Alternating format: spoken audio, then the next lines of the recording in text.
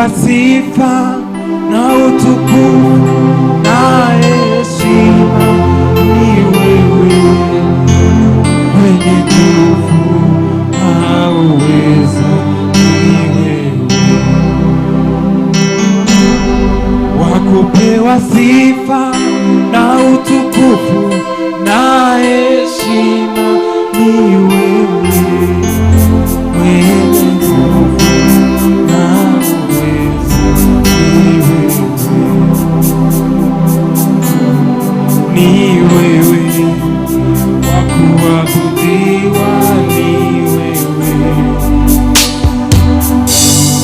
ni wewe wakuabudiwa, ni wewe.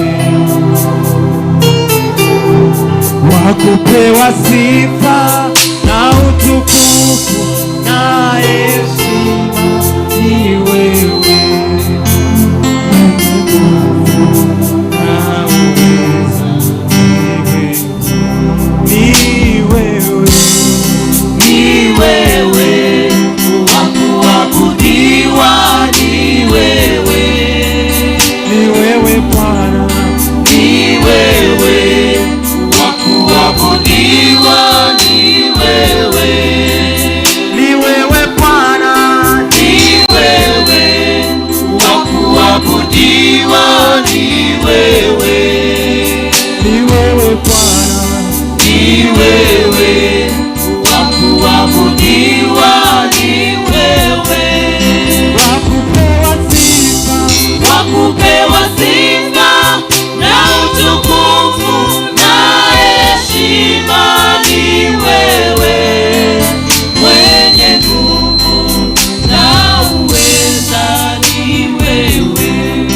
Wakupewa sifa, wakupewa sifa na utukufu na heshima ni wewe, mwenye nguvu na uweza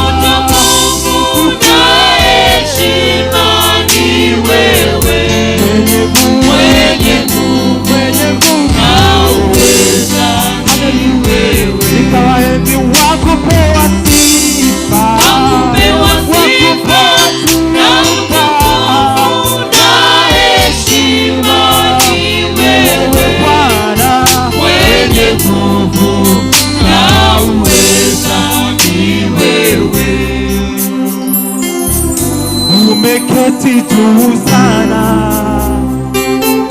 kwenye kiti cha enzi, umejivika utukufu, wewe ni Mungu. Umeketi juu sana kwenye kiti cha enzi, umejivika utukufu, wewe ni Mungu. Umeketi juu sana kwenye kiti cha enzi, umejivika utukufu, wewe ni Mungu wangu, wewe ni Mungu Bwana. Umeketi juu sana kwenye kiti cha enzi, umejivika utukufu, wewe ni Mungu, wewe ni Mungu Bwana. Umeketi juu sana kwenye kiti cha enzi, umejivika utukufu, wewe ni Mungu, wewe ni Mungu Bwana. Umeketi juu sana kwenye kiti cha enzi, umejivika utukufu, wewe ni Mungu, wewe ni Mungu. Wakupewa sifa na utukufu na heshima ni wewe, mwenye nguvu na uweza ni wewe Bwana. Umeketi juu sana kwenye kiti cha enzi, umejivika utukufu, wewe ni Mungu, wewe ni Mungu. Umeketi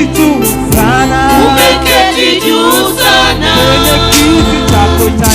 kwenye kiti cha enzi, umejivika utukufu, wewe ni Mungu, wewe ni Mungu.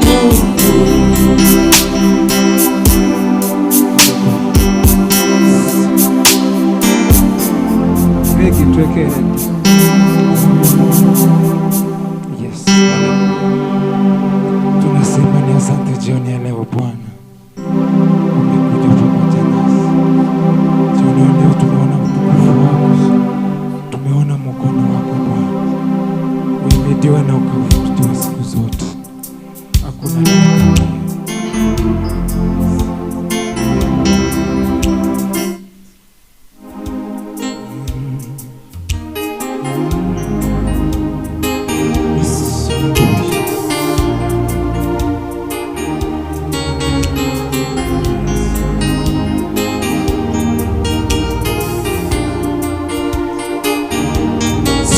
sijawahi ona Mungu anayeponya namna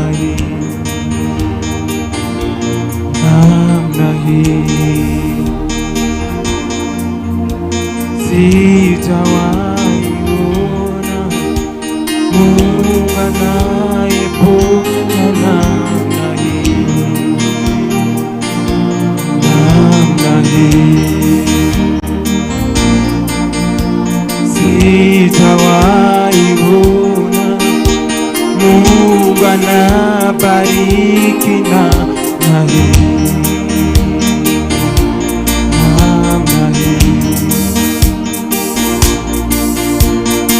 Sijawahi ona Mungu anabariki namna hii.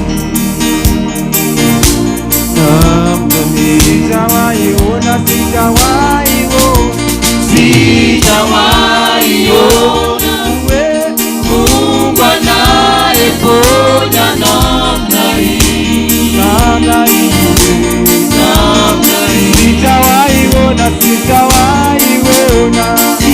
Sijawahi ona Mungu anayeponya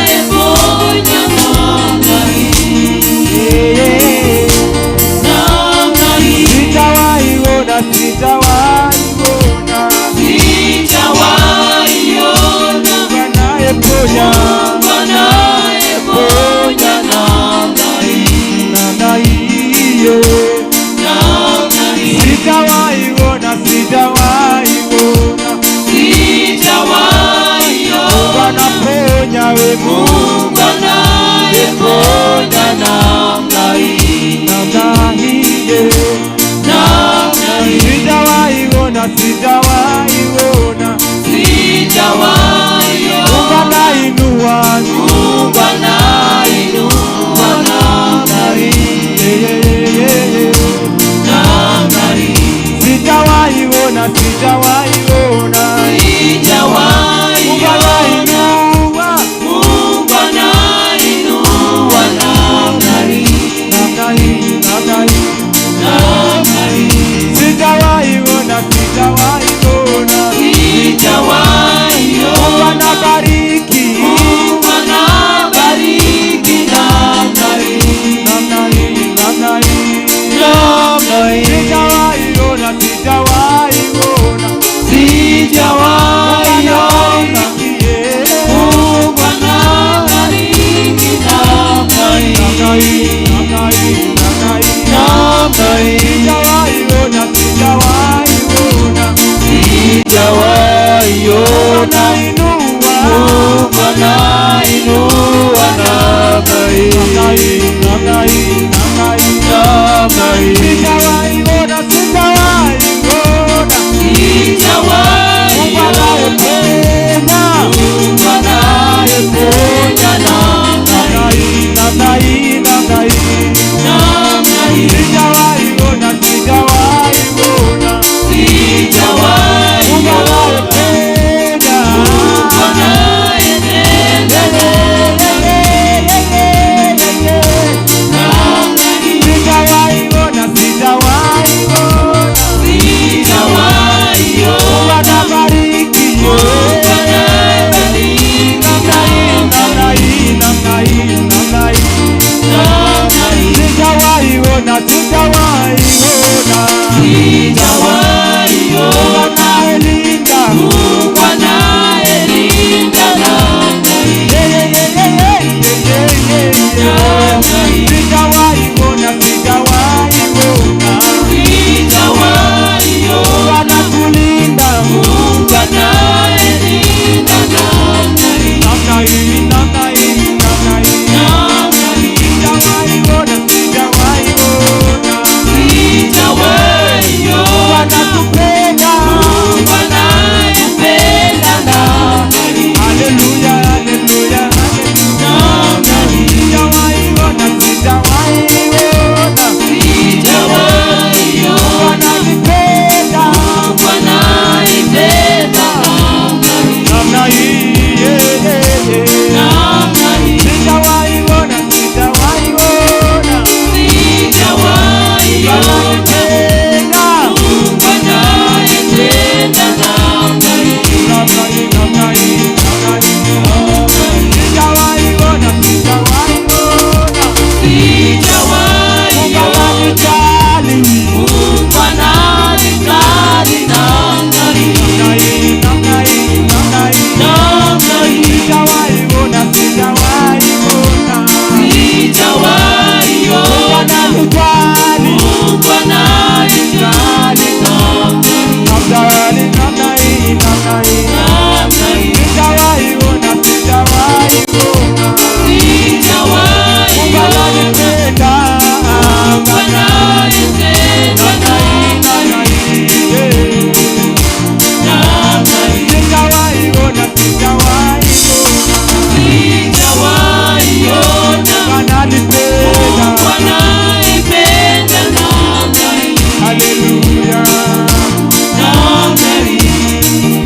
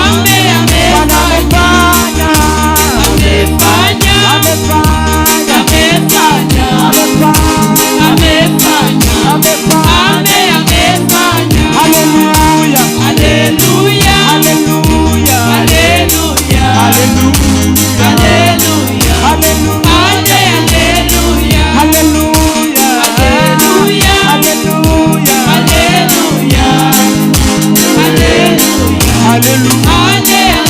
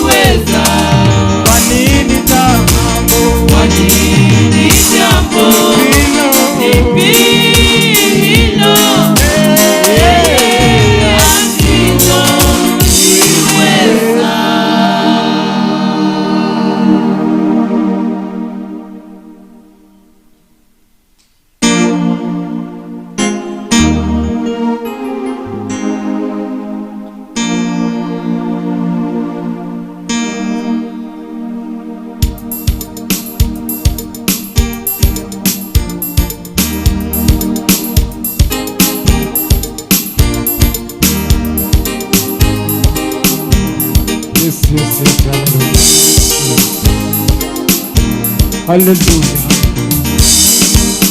Yes, hallelujah.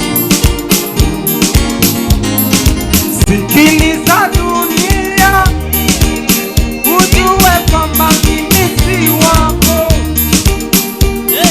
Sikiliza dunia, ujue kwamba mimi si wako. Yaliyokuwa faida nayahesabu kama hasara, yaliyokuwa faida nayahesabu kama hasara. Sikiliza dunia, ujue kwamba mimi si wako. Sikiliza dunia, ujue kwamba mimi si wako. Sikiliza dunia, ujue kwamba mimi si wako. Sikiliza dunia, ujue kwamba mimi si wako. yaliyokuwa faida nayahesabu kama hasara, yaliyokuwa faida nayahesabu kama hasara, yaliyokuwa faida nayahesabu kama hasara, yaliyokuwa faida kwangu nayahesabu kama hasara. Sikiliza dunia, ujue kwamba mimi si wako. Sikiliza dunia, ujue kwamba mimi si wako. Sikiliza dunia, ujue kwamba mimi si wako. yaliyokuwa faida nayahesabu kama hasara. maji na moto nitapita kwenye uvuli wa mauti, ninaye sitaogopa kamwe. Wangu waushika moyo wangu, wanishika mgongo, sina mashaka, wanibeba mgongoni. Waweza tu maneno na uzima,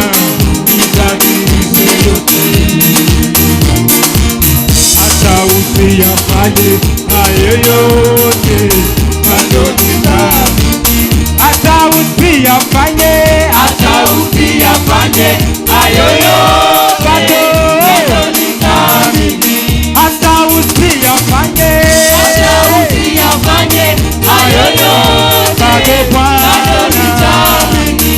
hata usiyafanye hayo yote, bado nitaamini. hata usiniponye bado nitaamini. hata usiniponye haleluya bado nitaamini.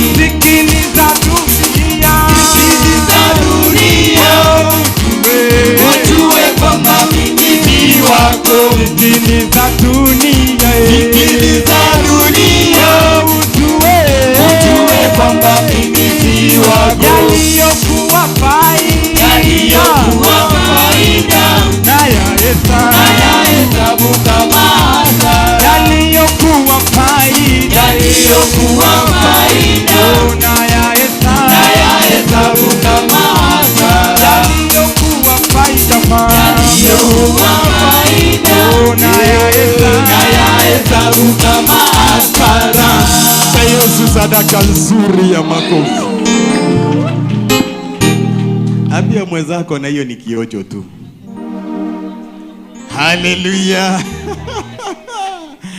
Si jamani, mvua imenyesha, lakini ukasema liwe liwalo, hata ikinyesha ya mawe, maana nilikuwa nimeazimia lazima niingie ibada, no matter what I will be there. Pe Yesu sadaka nzuri ya makofi. Asante sana. Unaweza tuketi kwa kiti chako cha muujiza kwa dakika chache. Anajua ya kwamba Bwana anaenda kutenda mambo mazuri. Amen. Hii mkesha si mkesha wa kawaida. Haleluya. Ni muraigwa wega. Haleluya. Ninataka tutumie nafasi mzuri sana, maana leo hii Mungu ametubariki na ametutenda mambo mazuri. Amen. Kwa sababu gani nimesimamisha kwanza praise? Maana nataka tukae in order. In order. Yes, kaa vizuri. Alafu hata jamani tujaze tu ikae mpya. Hallelujah. Because of God. Hii viti hizi niliwaambia wakati mwingine, pendanga sana kukaa mbele mbele, maana kamuujiza kako kanaweza kuwa kako hapa tu mbele. Nakumbukanga unajipanga mtumishi, wewe unaweza kiti upande hii. Unaona hiyo viti zenye zimewekwa nini nyekundu, si hii watu wanapaa upande hiyo. Bwana Yesu asifiwe. Na inakuwa ni mpya. Bwana Yesu. Kanisa ya nyuma sijasikia sauti, si hii kanisa ya mbele, kanisa ya nyuma. Bwana Yesu asifiwe.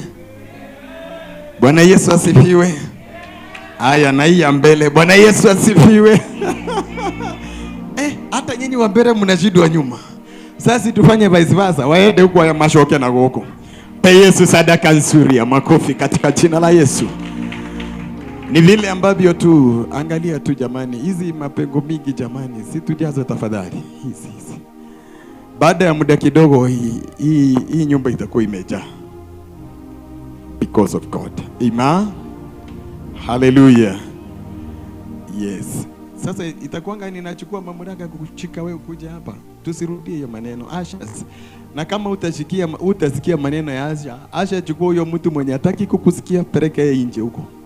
Maana hataki kutii. Biblia inasema kutii ni bora kuliko. Si unipigie makofi mazuri. Amen. Bwana Yesu asifiwe. Tunashukuru Mungu sana kwa sababu ya siku ya leo. Mkesha huu umetangazwa sana. But our theme, sisi wote tusome, let my people. Nataka tusikie mpaka hata yeye wenye wako hapa juu. Unajua kuna watu wako hapa juu. Nataka wasikie kwamba kuna watu visirani wako hapa nchini, si ndio? 1 2 3. Ongeza amplifier kidogo. Ongeza kidogo. Bado kwa haijafunguka. Bado kidogo. Bado kidogo. Mpe Yesu sadaka nzuri ya makofi. Kumbe tunaweza kuwa wanafunzi wazuri namna hiyo. Haleluya. Leo hii Mungu ametubariki, tuna wageni maeneo mbalimbali. Amen. Na kwa sababu leo hii nataka, hata leo sitaki kuongea ati Biblia inasema we want. Maana nimeona watu hapa wamevaa malongi, wengine wamevaa sweta juu ya baridi. Sasa nataka ucheze mpaka usikie kwamba noe jasho inatoka chini na hii. Amen. Bwana Yesu asifiwe. Leo ni tarehe ngapi? Leo hiyo kitu. Maandiko ya Baba inasema hivi. Wana wa Israeli walizunguka mara ya kwanza.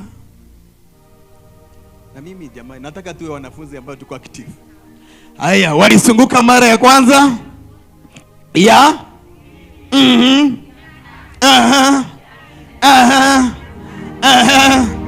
Alafu ya saba ni nini ilitendeka? Maandiko ya Baba inasema ukuta ambayo watu wangeweza kuiangusha, sauti tu peke yake hiyo iliangusha. Sasa tuelewe leo jamani, huko siku ya kipekee ya kwamba tule tu vitu tunakusugukaga. Oh God, today sinaanguka tu. Yaani baka tunatolea unabii na bado umeng'edhia hivi. Bwana Yesu asifiwe. Number 1, kwanza mtume ako hapa, bishop ako hapa. Yaani leo hii jamani, usipo yaani leo hii vipawa vyote viko hapa. Prophet yako kwa nyumba, mpe Yesu makofi mazuri. Kuna bishop ako kwa nyumba jamani. Kuna mtume ako kwa nyumba jamani. Kuna mwalimu wa neno ako hapo jamani. Yaani kila kitu kiko hapa. Kwa hivyo wewe jamani, ukitoka hapa kama huko tu mjika wewe dhina tu modeli. Pe Yesu sadaka nzuri. Simoniruhusu tu tujuane kwa dakika chetu sana, si ndio? Ili tunapoingia praise, sioni kama tutapata hiyo nafasi tena. Bwana Yesu asifiwe. Bwana Yesu asifiwe. Wageni kwenye nyumba, inua mkono juu. Wageni kwenye nyumba, leo hii ni siku yako ya kwanza kuattend hapa CFC. Inua mkono juu. Halo. Na usipoinua mimi nitakuamurisha uinue. Todo ni ego. Inua mkono juu namna hii. Mara yako ya kwanza kuwa hapa. Haya. Kwa sababu ni wachache. Bwana Yesu asifiwe. Tiwa tusalamie, lakini wenye nyumba inua mikono juu. Wenye nyumba. Nataka tu appreciate wageni wetu vizuri. Baba, nataka tu appreciate wageni wetu ambao wametutembelea. Inua mikono juu. Haya, mpe Yesu sadaka nzuri. Haya, 1, 2, 3. Mpe Yesu sadaka nzuri ya makofi kwa sababu ya wageni wetu. Tunawapenda kwa upendo wa Yesu. Amen. Si ni watatu tu. Si watu saramie. Si ndio? Haleluya. Papa, dakika tu moja jina mahali unapotoka na Bwana atakubariki sana. Haleluya. Inua mkono juu tena. Wewe unajua ni mgeni mara yako ya kwanza. Inua mkono vizuri kama mtu mwenye unajielewa. Haya, pigia Yesu makofi mazuri anapokuja kutusalimu kwa jina la Yesu. Maana masaa yetu imeenda. Baada muda kidogo anga itakuwa imebadilika because of God. Welcome sir. Hey. Karibu hapo, salamia watu wa Mungu. Anajua Bwana atatutenda mambo mazuri. Jesus.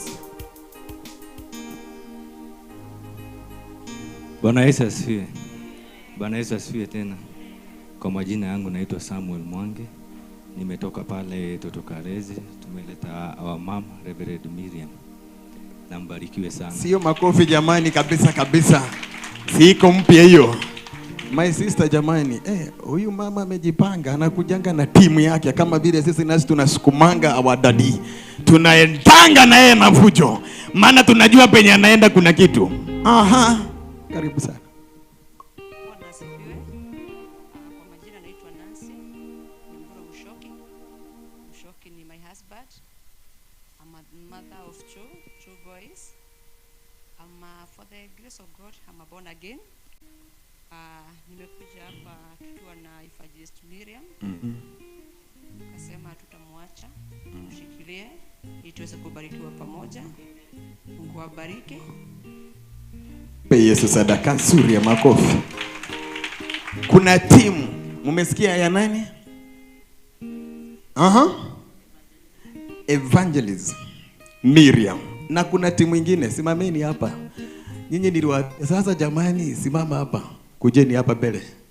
Hawa wenye nyinyi wawili. Niki murade mode down huko. Pigie Yesu makofi mazuri. Hii ni timu. Huyu mama anakuwa amejipanga. Salamia watu wa Mungu. Bwana asifiwe. Bwana asifiwe tena. Kwa majina naitwa Bless Moses Nganga.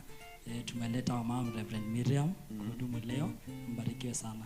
Pe Yesu sadaka nzuri ya makofi. Enda upande hii baba. Upande hiyo ndio yenu. Hallelujah. Bwana Yesu asifiwe. Wangapi kuna furaha siku ya leo? Hena domataro ya moko. Tiake nu. Okay, naitwa John Mwangi wa Ng'ombe, nimekoka Kristo ni Bwana. I'm a member of Tutokalezi Ministry ya Reverend Miriam. Asante sana, barikiweni. Pe Yesu sadaka nzuri ya makofi. Sinakwambia leo hii tuko na neema tofauti sana. Alafu jamani tuko na watu wa nguvu wako hapo. Siwapigie makofi jamani. Wako mpya kwa jina la Yesu. Muniruhusu tu jamani, nataka tu watusalamie kwanza maana watapata nafasi yao. Si ndio? Because of God. Lakini hiyo nafasi siwaje tu baba atawakaribisha. Amen. Pe Yesu sadaka nzuri ya makofi. Tuko na neema ingine ya kutoka Nyeri. Sijui ni Nyeri ama ni Karatina ama sijui ni wapi huko, atatuambia. Wamama wameamuka jamani. Inua mikono yako juu. Hata kama jamani ameweka super glue lazima atasimama. Inua mikono juu tunapokaribisha evangelism. Na pia ni mtumishi wa Mungu na sio mwingine, Elizabeth. Pigie Yesu makofi mazuri anapokuja kutusalimu kwa jina la Yesu. Pigia Yesu makofi mpaka kanyage hapa kwa jina la Yesu. Amen. Say hi to people of God. God is good and all the time. My name is Elizabeth. I come from Oranga. Wow. Pigia Yesu makofi mazuri. Kwa sababu nimesikia nina neema ya wahubiri. Si jamani nikaribishe pia mtumishi. Ninajua utakaribishwa mara, lakini sema hai kwa jina la Yesu. Pigia Yesu makofi mazuri. Hawa ni wapako mafuta unapoona nikiwaamsha hivyo. Bwana Yesu asifiwe. Amen. Kwa majina naitwa Justus Muteti. Nimetoka Kitengela. I pastor in Kitengela. Amen. Kanisa ya GCC. Wow, simpigie mpako mafuta wa Mungu makofi katika jina la Yesu. Tuko na post. Hata kama wataitwa mara ya pili ni sawa tu. Maana naangalia dakika 5 ikifika. Papa, wewe nenya wichanano. Ubolele bandu bano. Bungali kabisa na mwesina. Icho umabolele tu hai. Pigia Yesu makofi mazuri kwa jina la Yesu. Bwana Yesu asifiwe. Sinawapenda jameni. Nimewamiss sana. How is you? Fine. Are you happy surely? Yes. Bwana Yesu asifiwe. Amen. We have come impromptu. We have made an impromptu visit. Praise the Lord. Hallelujah. Sitaki kusema mengi. I've really missed this fellowship. Kuna mama nikiangalia na wakumbuka na najua Bwana anawatoa katika utukufu mmoja hadi mwingine. Bwana wabariki. God bless you so much. Amekuja na timu. Kila mtu anakuwa amejipanga. Praise the Lord. Amen. Hallelujah. Amen. My name is Flossy. I'm blessed to be here. Nilikuwa nimemiss nyumbani. Bwana Yesu asifiwe. And I received the information to come here at 8:27. And I'm here. I thank God. I remember some people. Amen.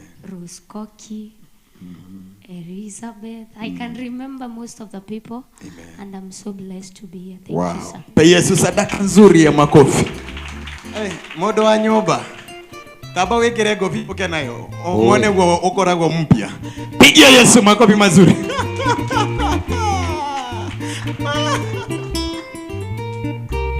Huyu anakuanga vituko tu kama Pastor David, so don't worry. Say hi to these people. Thank you so much. Bwana Yesu asifiwe. Unajua ukifunzwa mambo tangu utotoni unayafuata. Nimefunzwa kutokuwa na kofia madhabahu. So naifanya sikia. Bwana Yesu asifiwe. Nafurahia kuwa madhabahuni haya usiku wa leo. Ni baraka kuwa mahali hapa. Ni mara yangu ya kwanza kuwa mahali hapa. Yes. Wakati tulikuwa na joint meeting pale Githurai, nilikosa nafasi ya kuwa hapa, lakini niliwakilishwa na wapendo hawa katika jina la Yesu. So mimi kuwa mahali hapa usiku wa leo na kuwaona ili tutafute uso wa Mungu usiku wa leo, ninatamani usiku wa leo Jehova ashuke hapa kwa njia tofauti, hahudumie kila mmoja.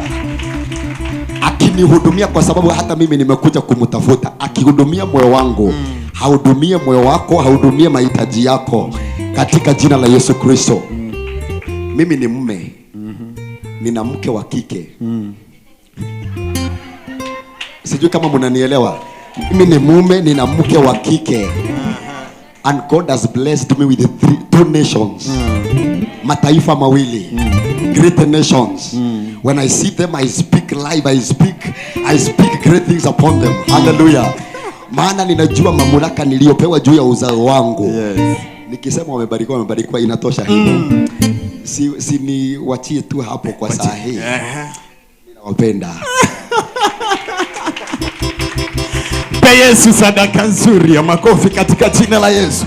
Mimi nawaambia awadada ambaye anaitwa Apostle Dura Waroige. Huyu mwanaume amejipanga vizuri. Kama watoto wa nje wanaweza sikia wako hai wanapoingia kwa hii madhabahu, na wewe ambaye ni wa hapa unanyedhia tu shauri yako. Mpe Yesu sadaka nzuri. Maana sasa jamani, we are going. Alikuwa anasema ya kwamba saa hii neema iko ni ya kutoka. Sasa unaona jamani, leo hii siwezi kamatwa. Kama ile siku tulienda na gari tukapita wrong side. Kai. Maskar. Walipoona jamani, kumbe kuna kiraoni ndani, wakawa pita. Haleluya. Hiyo peke yake ilibariki moyo wangu. Bwana asifiwe. Kwa hivyo hii kazi ya Mungu jamani, Mungu ameipanga vizuri. Amen. Tukiangalia kando tuna watumishi, tukiangalia kando tuna walinzi, tukiangalia mbele tuna manabii wanatutabiria. Sasa jamani, si huduma iko mpya. Pe Yesu sadaka nzuri ya makofi kwa jina la Yesu. Lakini kwa hayo yote mimi napenda kustua tu watu kidogo. Amen. Bwana Yesu asifiwe. Si kuje tukaribisha watu kwa nyumba ya Mungu katika jina la Yesu. Pigie makofi mazuri. Na unapokaribisha watu kwa mkesha hii, kuna rununu iko hapo. Karibisha watu kwa media. Si usoge hapa hivi. Nikiwe.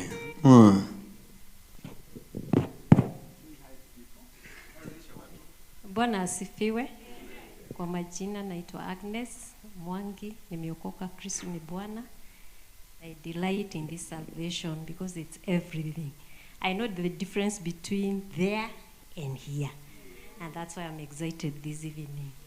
I've been given the duty to welcome you, all of you, to this Mkesha. It's a Mkesha like no other. Lives will be changed, stories will be changed, names will be changed. For those who are watching us online, we love you. We welcome you to this Kesha. It will be a big Kesha. It will make a difference in your life. We invite you to this Kesha. We love you. Kindly guzia mwenzako ambaye hajajua iko. Share. Let all of us join in, and the story will never be the same. We love you. We welcome you. In Jesus' name. We love you. Inua mikono juu. Angalieni zile hiyo kamera. Okay, iko hapa. Inua mikono juu namna hii. Tunataka tu appreciate wale wote ambao wako manyumbani, ambao wanaotuona katika mtandao wetu. Tunataka tuwakaribishe wakiwa hapa vile tunahudumiwa, naye Mungu awahudumie. Hallelujah. CFC, inua mikono juu. Na nataka jamani tuwatuangie makofi na tuambie msilale, tuko pamoja because of God. Haya, 1, 2, 3. Pigia Yesu makofi mazuri. Alafu jamani, mwabariki, wabariki, wabariki, wabariki, wabariki, wabariki, wabariki wakiwa hapo, na wasilale jamani, maana wako on because of God. Wale wenye wako nje ya taifa letu la Kenya, tunawapenda na tunawajali sana, na tunakuja kwenu live. Huyo Mungu mwenye anatuhudumia hapa pia na wewe anakuhudumia kwa jina la Yesu. Twangia Yesu makofi mazuri kwa jina la Yesu Kristo. Tunaweza simama kwa miguu yetu yote. Hey, hapo hapa mama.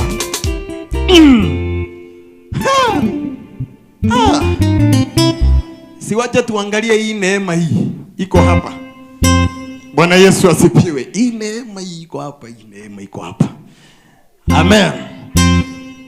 Tunaposhirikiana na yeye na praise and worship. Wewe baba, leo tunaimba.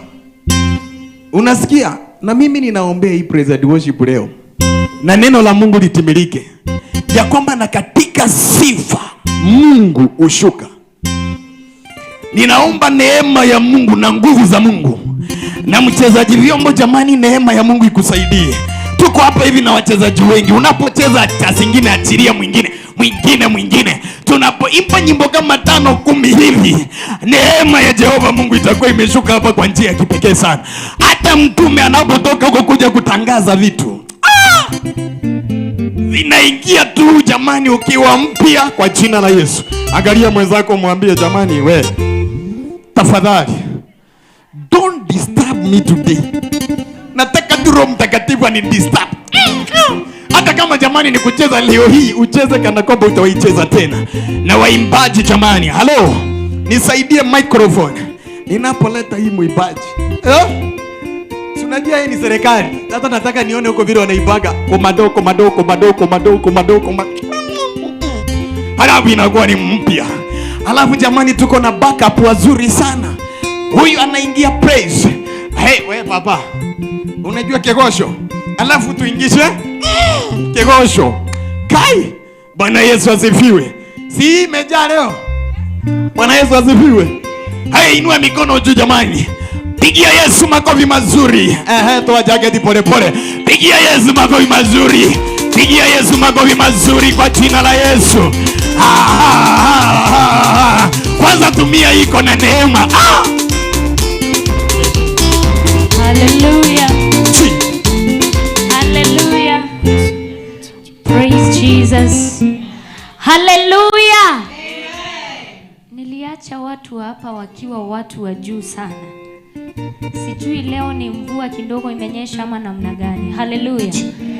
Praise the Lord. Amen. Praise Jesus. Amen. Are you ready? Are you ready? Yes.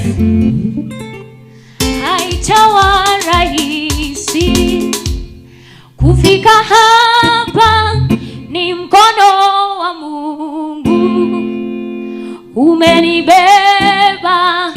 Haijawa rahisi kufika hapa, ni mkono wa Mungu umenibeba.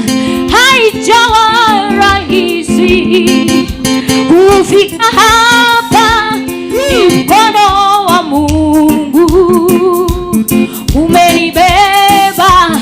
Haijawa rahisi kufika hapa, ni mkono wa Mungu umenibeba. Haijawa rahisi kufika hapa, ni mkono wa Mungu umenibeba. Haijawa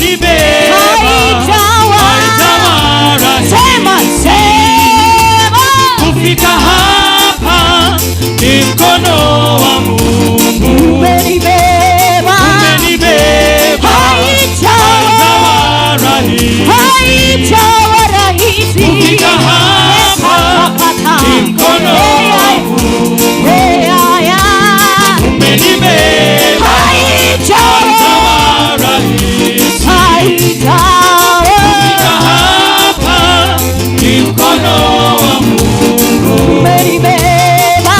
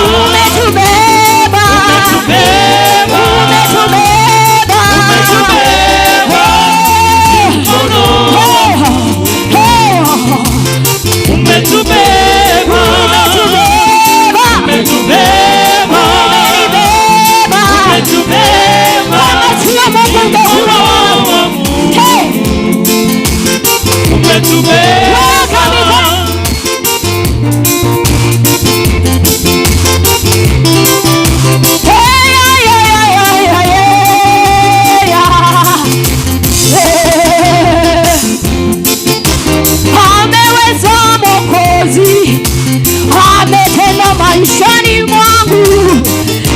Yeah, yeah, yeah.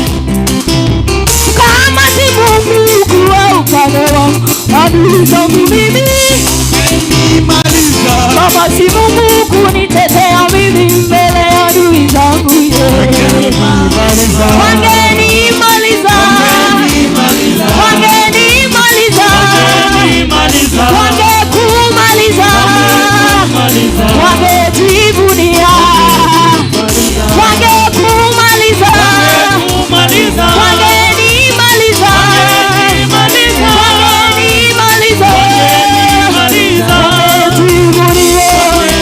kama si Mungu wa upande wangu, adui zangu mimi, kama si Mungu kunitetea mimi mbele ya adui zangu, wangenimaliza, wangenimaliza, wangenimaliza, wangenimaliza, wangejivunia, wangenimaliza, wangekumaliza, wangetumaliza,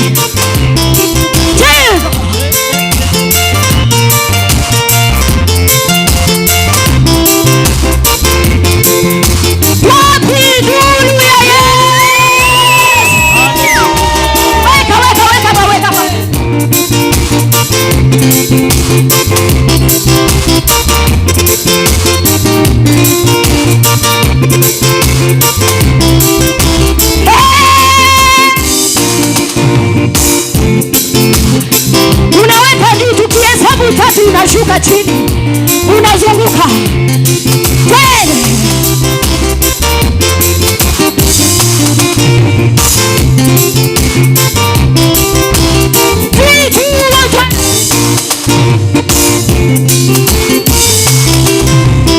kubaliana na neno lako Bwana, itasimama kwa neno lako Bwana, kubaliana na neno lako Bwana, itasimama kwa neno lako, nakubaliana Baba, nakubaliana na neno lako Bwana, itasimama na neno lako Bwana, nakubaliana na neno lako Bwana, itasimama kwa neno lako Bwana, nakubaliana na neno lako Bwana, na nitasimama kwa neno lako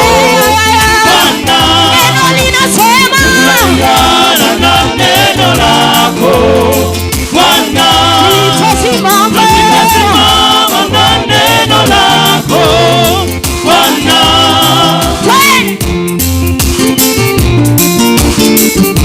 Weka maringo kidogo kwa Yesu. Hey! Hey! Hey! Hey!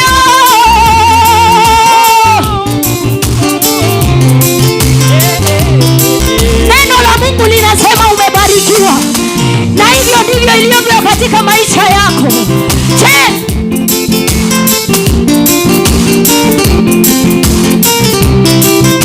Linasema kwa kupigwa kwake tumepona. Kama wewe ni mgonjwa leo unapona. Hai! Hai! Hai! Hey! Neno lako tu halibadiliki. Ni neno lako tu la kutumaini. Umeliinua juu ya jina lako. Neno halikurudi bure. Neno la kinywa chako Bwana, acha nilishikilie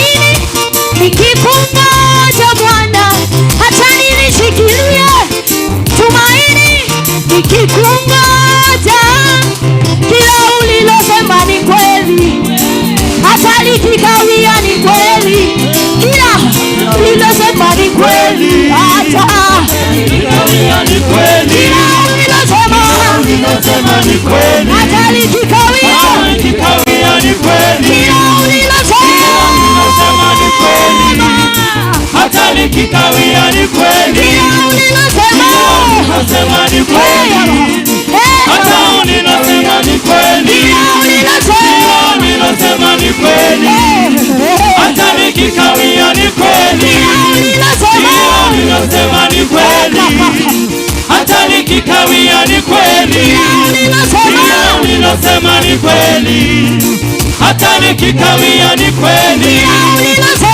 Ulilosema ni kweli, hata nikikawia ni kweli. Ulilosema ni kweli, hata nikikawia ni kweli. Ahadi zako kwangu ni kweli, hata zikikawia ni kweli. Ahadi zake kwako ni kweli, hata zikikawia ni kweli. Ahadi zake kwako ni kweli, hata zikikawia ni kweli. Hata kama umechelewa atakuja tu, hata zikikawia ni kweli. Wanasema wewe umeachwa na Mungu, wanasema wewe utainuliwa. Kila alilosema ni kweli, hata likikawia ni kweli. Wameweka vikao ili wakuseme, waambie unimisho wao. Kila ambalo Mungu alisema kwa neno lake linatimia. Ahadi zako kwangu ni kweli, hata zikikawia ni kweli. Sema ahadi zako kwangu ni kweli, hata nikikawia ni kweli. ahadi zako ni kweli, sijachelewa. hata nikikawia ni kweli. Ahadi unapotoka ni kweli, hata nikikawia ni kweli. Ahadi zako zote ni kweli, hata nikikawia ni kweli. Ahadi zako zote ni kweli, hata nikikawia ni kweli. Ahadi zako zote ni kweli, hata nikikawia ni kweli. Ahadi zako kwangu ni kweli, hata zikikawia nakubaliana.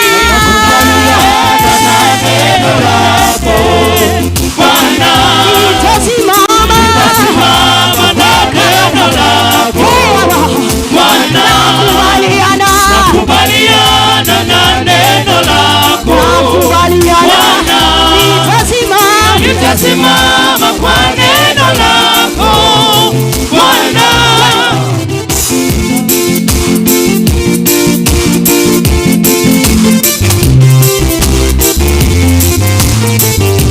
Weka maringo kidogo mbele za Yesu. Walisema huu ni mwisho wako, lakini neno la Mungu linasema hutakufa, utaishi kushuhudia neema za Mungu. Sikia, daktari amenipa ripoti yake, sikubaliani, maana Bwana ulituma neno lako ili sisi tupone. Majina yote duni tuliyopewa hatukubaliani, maana mbele za Mungu ninafaa, tena mimi ni wa maana, maana mbele za Mungu ninafaa, tena mimi ni wa maana, maana mbele za Mungu ninafaa, tena mimi ni wa maana, maana mbele za Mungu ninafaa, tena mimi ni wa maana. Iwe kwangu utakavyo Baba, iwe nami upendavyo Yawe, iwe kwangu utakavyo Baba, iwe nasi upendavyo. Nakubaliana na neno lako Bwana, nitasimama na neno lako Bwana, nakubaliana na neno lako Bwana, nitasimama na neno lako Bwana. Kuna wimbo inasema tukiwa na Yesu hatujachelewa. Haleluya! Tukiwa na huyu Yesu hatujachelewa. Labda wanasema umechelewa kuolewa. Wakati wa Mungu haujafika. Nikiwa nawe ndani yangu, nikiwa nawe sijachelewa. Ndani yangu nikiwa nawe sijachelewa. Nikiwa nawe Mwokozi wangu, nikiwa nawe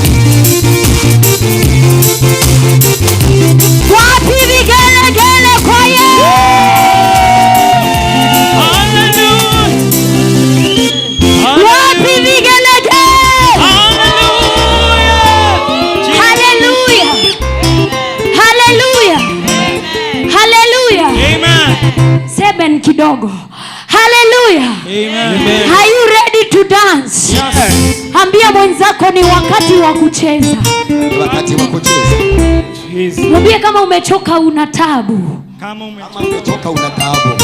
The Bible says in the presence of the Lord there is fullness of joy. Hallelujah. Amen. If you are not smiling, you have a problem. You need Jesus in your life.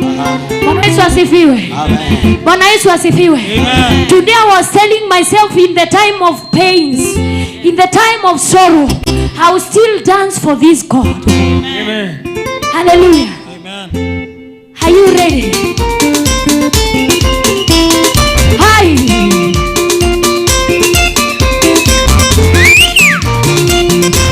Is that how we are going to dance for our Maker?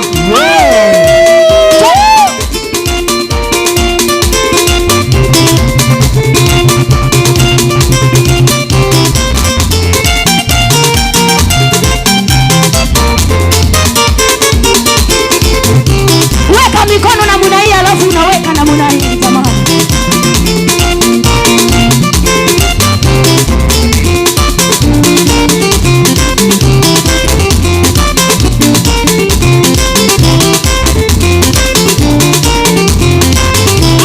Alafu unaweka maringo kidogo.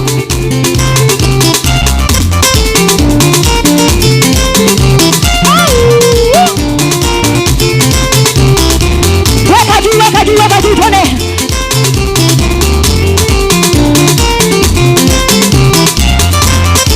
Inua juu zaidi. Zaidi.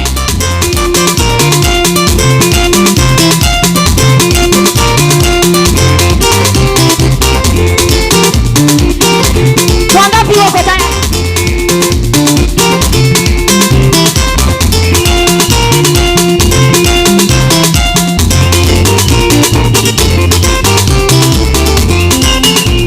Piga makofi kwa yeye.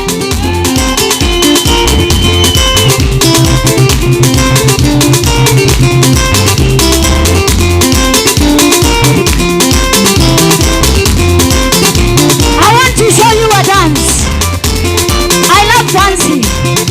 So I want to show you this dance. Hallelujah. Hallelujah. Are you ready? You just go this side. 1, 2, 3, 4. 1, 2, 3, 4. When you get to this point, unasugua kidogo. Unasugua kidogo. Alafu unarudi nyuma na mradi. Are we ready? Are we ready? Twende. 1, 2, 3.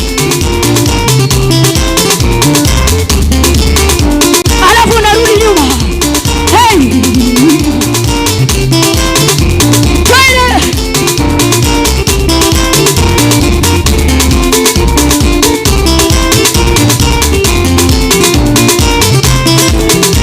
And then you go back.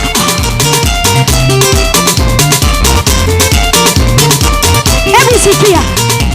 Ukiwa na sukari inatoka kwa mwili inaenda wapi? Kwa chai. Ukiwa na kisukari inatoka kwa mwili inaenda kwa chai. Hallelujah. Amen. As you dance for Jesus, ukiwa na sukari inaenda kwa chai. Tutakunywaje Biblia na watu wanaugua sukari? Hapana. Sema hapana. Hapana. Sema hapana. Hapana. Twende 1, 2, 3 let's go. Twende 1, 2, 3. Adani ugoba. Ya mwisho. Twende.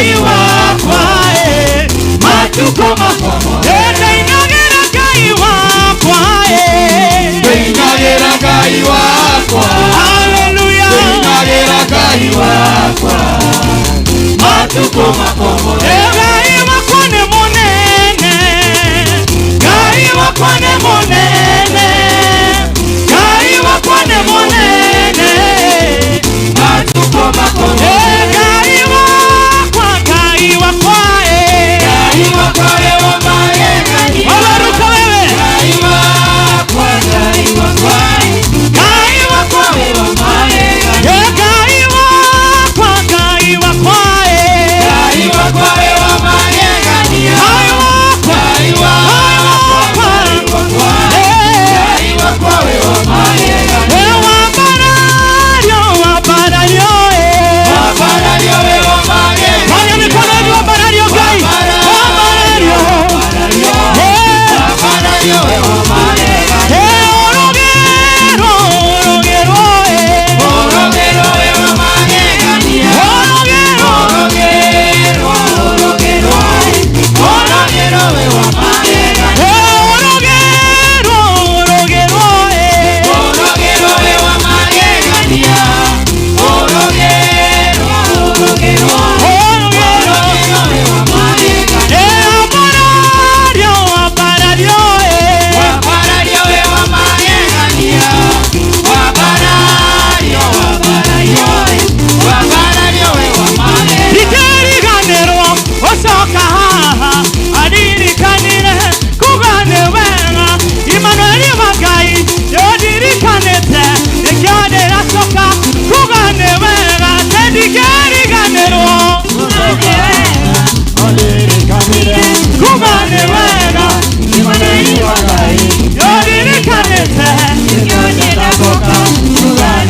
Jehova Mwathani kumũkĩambĩrĩria ndũrĩ watiganĩria ndungata ciaku ũmagitagĩra na ũhotani mũingĩ kumona ũgũcira ni kumona ũgũcira gũcokerera rĩrĩa ndungata ciaku ciaihorera ũtamũrũkĩtie moko igũrũ rĩao kumona ũgũcira gũcokerera ni kumona ũgũcira gũcokerera rĩrĩa ndungata ciaku ciaihorera ũtamũrũkĩtie moko igũrũ rĩao kumona ũgũcira gũcokerera athuri magatiga andũ manene magatiga mothe marogere Jesũ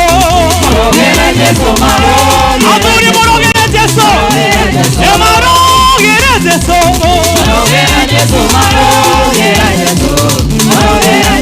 atumia magatiga andũ manene magatiga mothe marogere Jesũ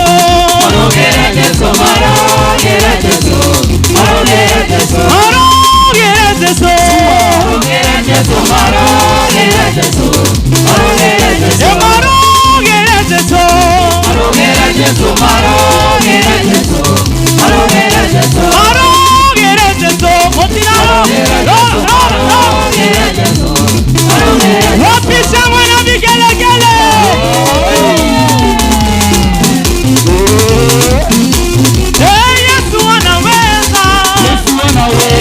Yesu anaweza Yesu ni yule jana leo na milele Yesu anaweza Yesu anaweza Yesu ni yule jana leo na milele Yesu ni yule jana leo na milele wapisha mwana vigelegele Inua mikono yako namna hii, maana tunataka kumsifu Bwana dakika chache. Mtumishi wa Bwana atakuwa anaingia mahali hapa kwa njia ya kipekee sana. Inua mikono yako juu, inua mikono yako juu, fungua kinywa chako, mwambie Bwana, niko hapa kwa ajili yako, niko hapa kwa ajili yako, niko hapa kwa ajili yako, niko hapa kwa ajili yako, niko niko hapa kwa ajili yako, niko hapa kwa ajili yako. Inua mikono yako juu, inua mikono yako juu. Nimekuambia leo hii tuko na neema nyingi katika nyumba, katika jina la Yesu Kristo. Enda tumwelezeni wimbo gani ambao unataka kuworship. Jamani, inua mikono yako juu. Talk to your God. Talk to your God, talk to your God, talk to your God. Ongea na Bwana Yesu, anasikia. Anasikia, anasikia, anasikia, anasikia, anasikia. Anasikia kwa jina la Yesu. Worship is not a song. Worship is not a melody. Worship is your heart. How do you give your God your heart? How many times do you go to God and then after that in a secret chamber? How many days? How many times do you talk to God? It is not how we hear the word. It is not how we sing. It is not how we worship. But how many times do we go to that secret chamber? Lifting hands. We need to cause our crowns to God. Lifting hands. We need to cause our crowns to God. Somebody lift your hands up. Lift your hands up.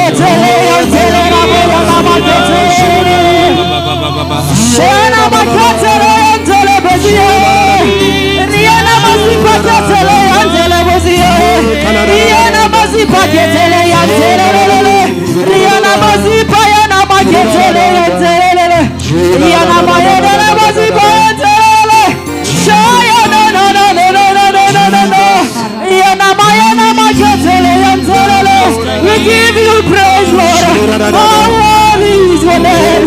We exalt your name, Lord. Shayana maketele yantele. Tunatukupa Yesu heshima na utukufu.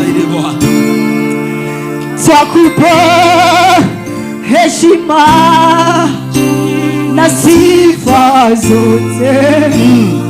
Wewe Mungu umetukuka. Twakupa heshima na sifa zote. Ewe Mungu umetukuka. Baba, twakupa heshima na sifa zote. Ewe Mungu umetukuka. Yesu, twakupa heshima na sifa zote. Ewe Mungu umetukuka. Mfalme mwema, mwaminifu, Baba weza yote, sema una nguvu, haushindwi. Pokea utukufu. Sema mfalme mwema, mfalme mwema, sema mwaminifu, mwaminifu. Twasema Yesu Bwana uweza yote, una nguvu, haushindi. Sema pokea, pokea utukufu. Sema twakupa heshima na sifa zote. Ewe Mungu umetukuka. Sema twakupa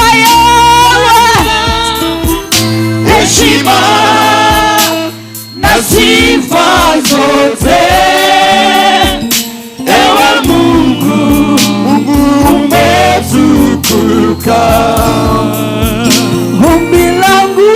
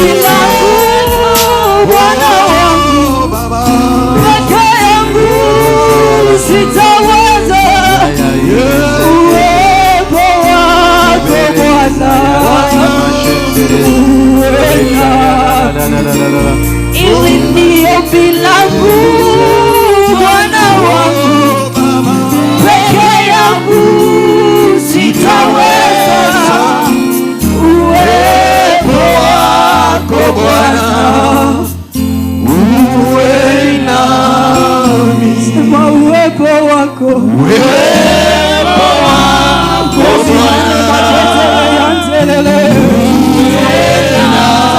Inua tu mikono yako mchungaji anaposimama, sema uwepo wako. Sema inua mikono yako kwa Bwana Yesu anaponena na wewe.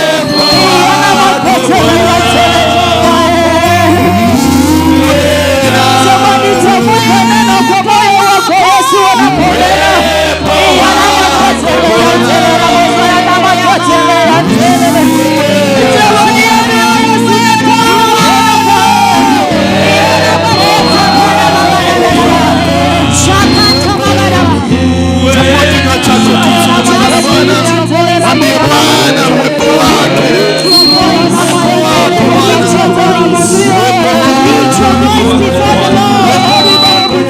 Ameleta neno lake kwetu dunia hii ili tuone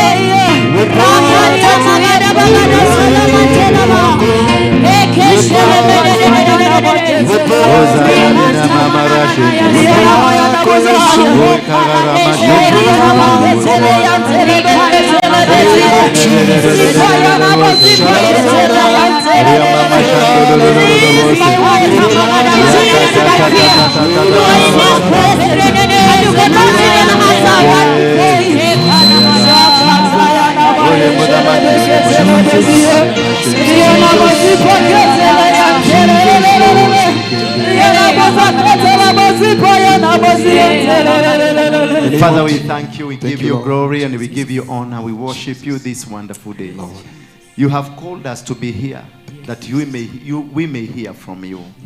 Father, we are opening our inner ears and our inner eyes, that we may be able to see you and to internalize you. May you speak to us tonight as you deliver us from the bondage of the slavery, as you destroy every covenant that has been in our lives, that as we become free from today, that as you let the people go free, God, I thank you. Touch every soul that is here, every person that is watching us from local, internationally, and locally, Father. May you speak to them again. May you deliver them again. May you whisper to them again. Touch their hearts. As you use us as vessels to reach to your people, Father, let the Holy Spirit take control. Holy Spirit, take control. Holy Spirit, take control. In Jesus' name, somebody say amen. Amen. Thank you very much. You may be seated. Thank you. Praise and worship team. I want you to sit on this side where you are. Just sit there. Praise and worship team, because you will be frequently requested to be on the stage. Thank you very much. We missed you.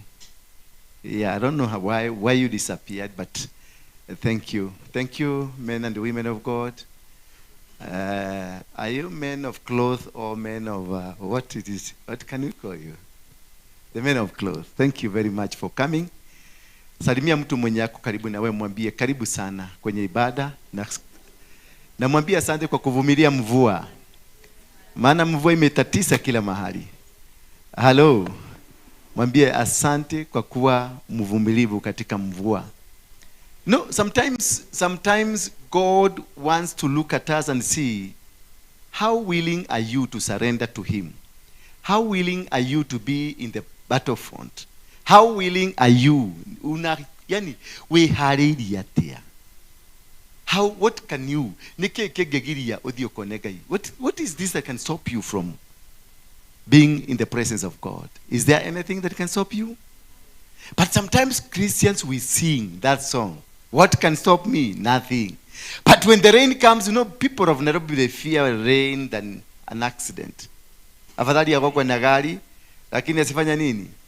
Asinyeshewe. Unajua ni kwa nini? Nimekuja kufanya research. Nikafanya research, nikajua ni kitu moja. Si ati mnaogopa mvua. Hapana. Ni vile vitu ambazo tumeweka kwa mwili yetu. Ikiwa na tone la maji tu hapa, kutakuwa kivolkano ama kilivutivale kimekuja hapa. That is why we run.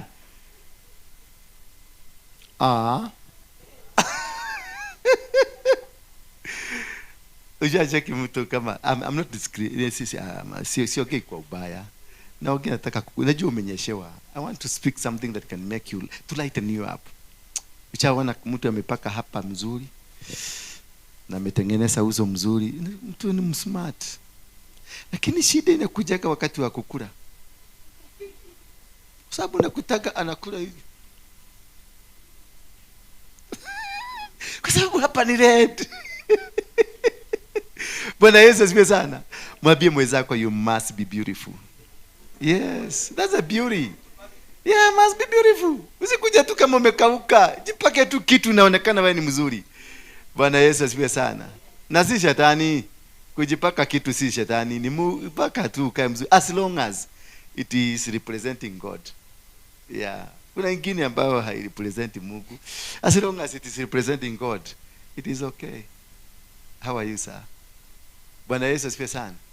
Ninashukuru sana tena kuwaona hata rafiki yangu ako hapa anaitwa Elizabeth.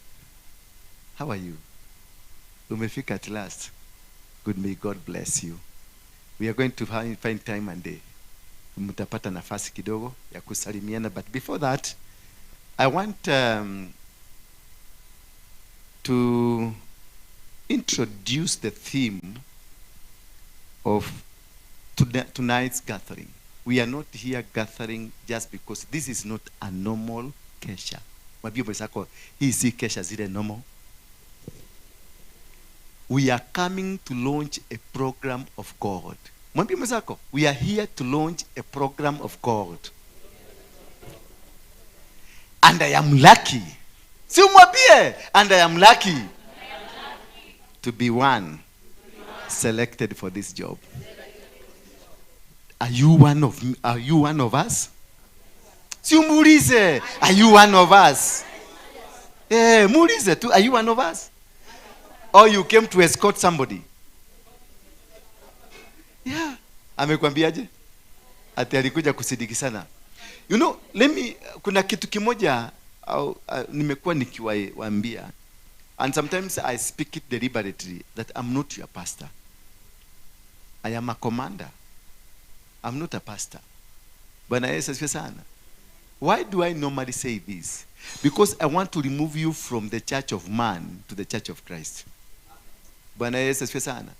Because when Jesus was here, he told Peter on that, based on the revelation ambayo umeipata, hapo kwenye hiyo jiwe nitajenga kanisa langu. Kanisa la nani? Who said? Jesus said nitalijenga kanisa langu. Lakini eventually baadaye katika mwamba huo watu walijenga kanisa lao. Wakamondoa Yesu. And Jesus, when he commissioned me to come and do this work, he told me, don't build me a church. I have a church. What I want you to do, to raise an altar where people will be set free. We are here to liberate. We are here to cut the chains. We are here to destroy the boundaries. We are here to bring down walls. We are here to bring down any obstacle that has obstructed you from becoming what you are supposed to be. Bwana Yesu asifiwe sana. So we are not here ordinary people. Tell your neighbor, I am not an ordinary person.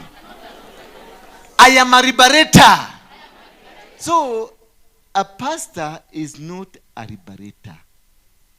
Did you know that? A pastor is a teacher of a doctrine. Did you understand me? A pastor is a teacher of who? A doctrine. Doctrine according to a script. But a liberator is not a teacher of a doctrine. He is a teacher that destroys the doctrines. Hello? Because he comes to disorganize the norms and creates a new norm.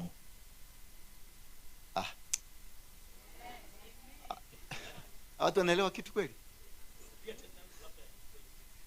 A pastor is a teacher of what? The doctrine according to a particular script that was scripted. So he comes to teach you what has been taught to him as a transfer of an information from him to you so that you can transfer the same to others is a sustainer of slaveryness. But a liberator is caused by God.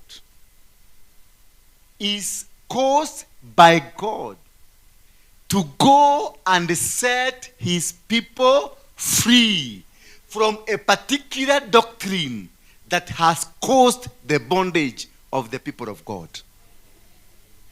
So a liberator does not operate on his own. He never understands himself. He is not a normal person. He is always abnormal. So in short, what am I telling you?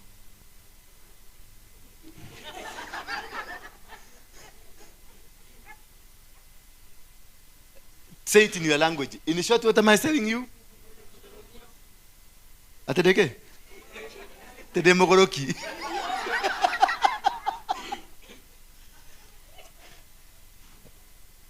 Moses had a sister called Miriam and a brother called.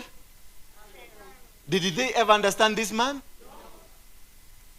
Jesus Christ had brothers, had a father, had a mother. Did they ever understand him? Had people around him, 12 men, they were working with him. But until even when he is ascended, nobody was able to have identified who Jesus is. People were looking for Jesus to crucify him, but they had to seek not a Judas, a help from inside. Hello? Not a Judas. They were not looking for Judas. They were looking for a help from inside to identify their victim. Because when you are not normal, they will not understand you. They will not see you. They will not know you. You will just be an abnormal thing, not existing. Abnormal people do not exist. They live. But normal people exist.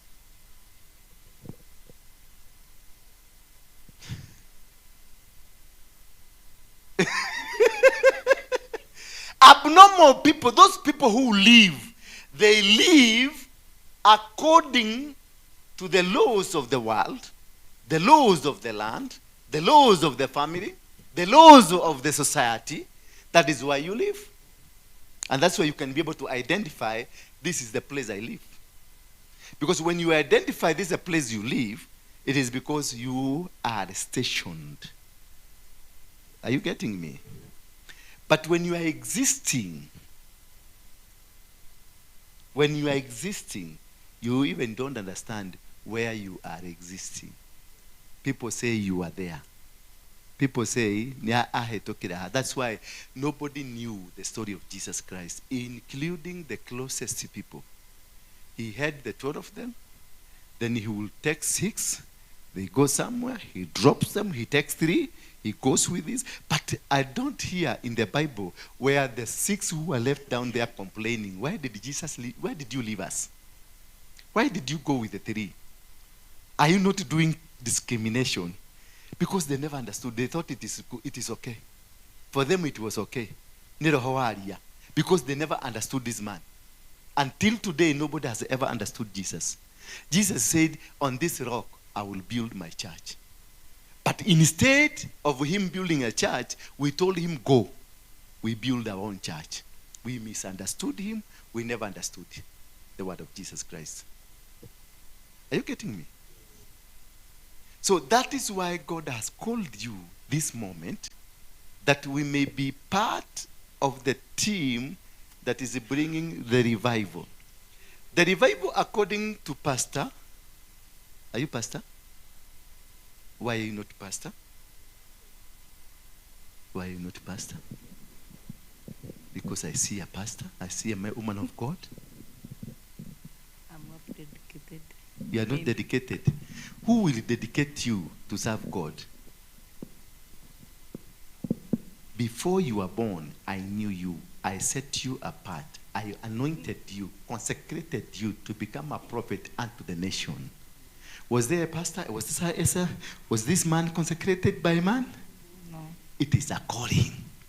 any person that was consecrated by man, that is not a calling. But that person that was consecrated by God, that is what we call a calling. That's a difference. Bwana Yesu asifiwe sana. Nikikuja niseme I can see.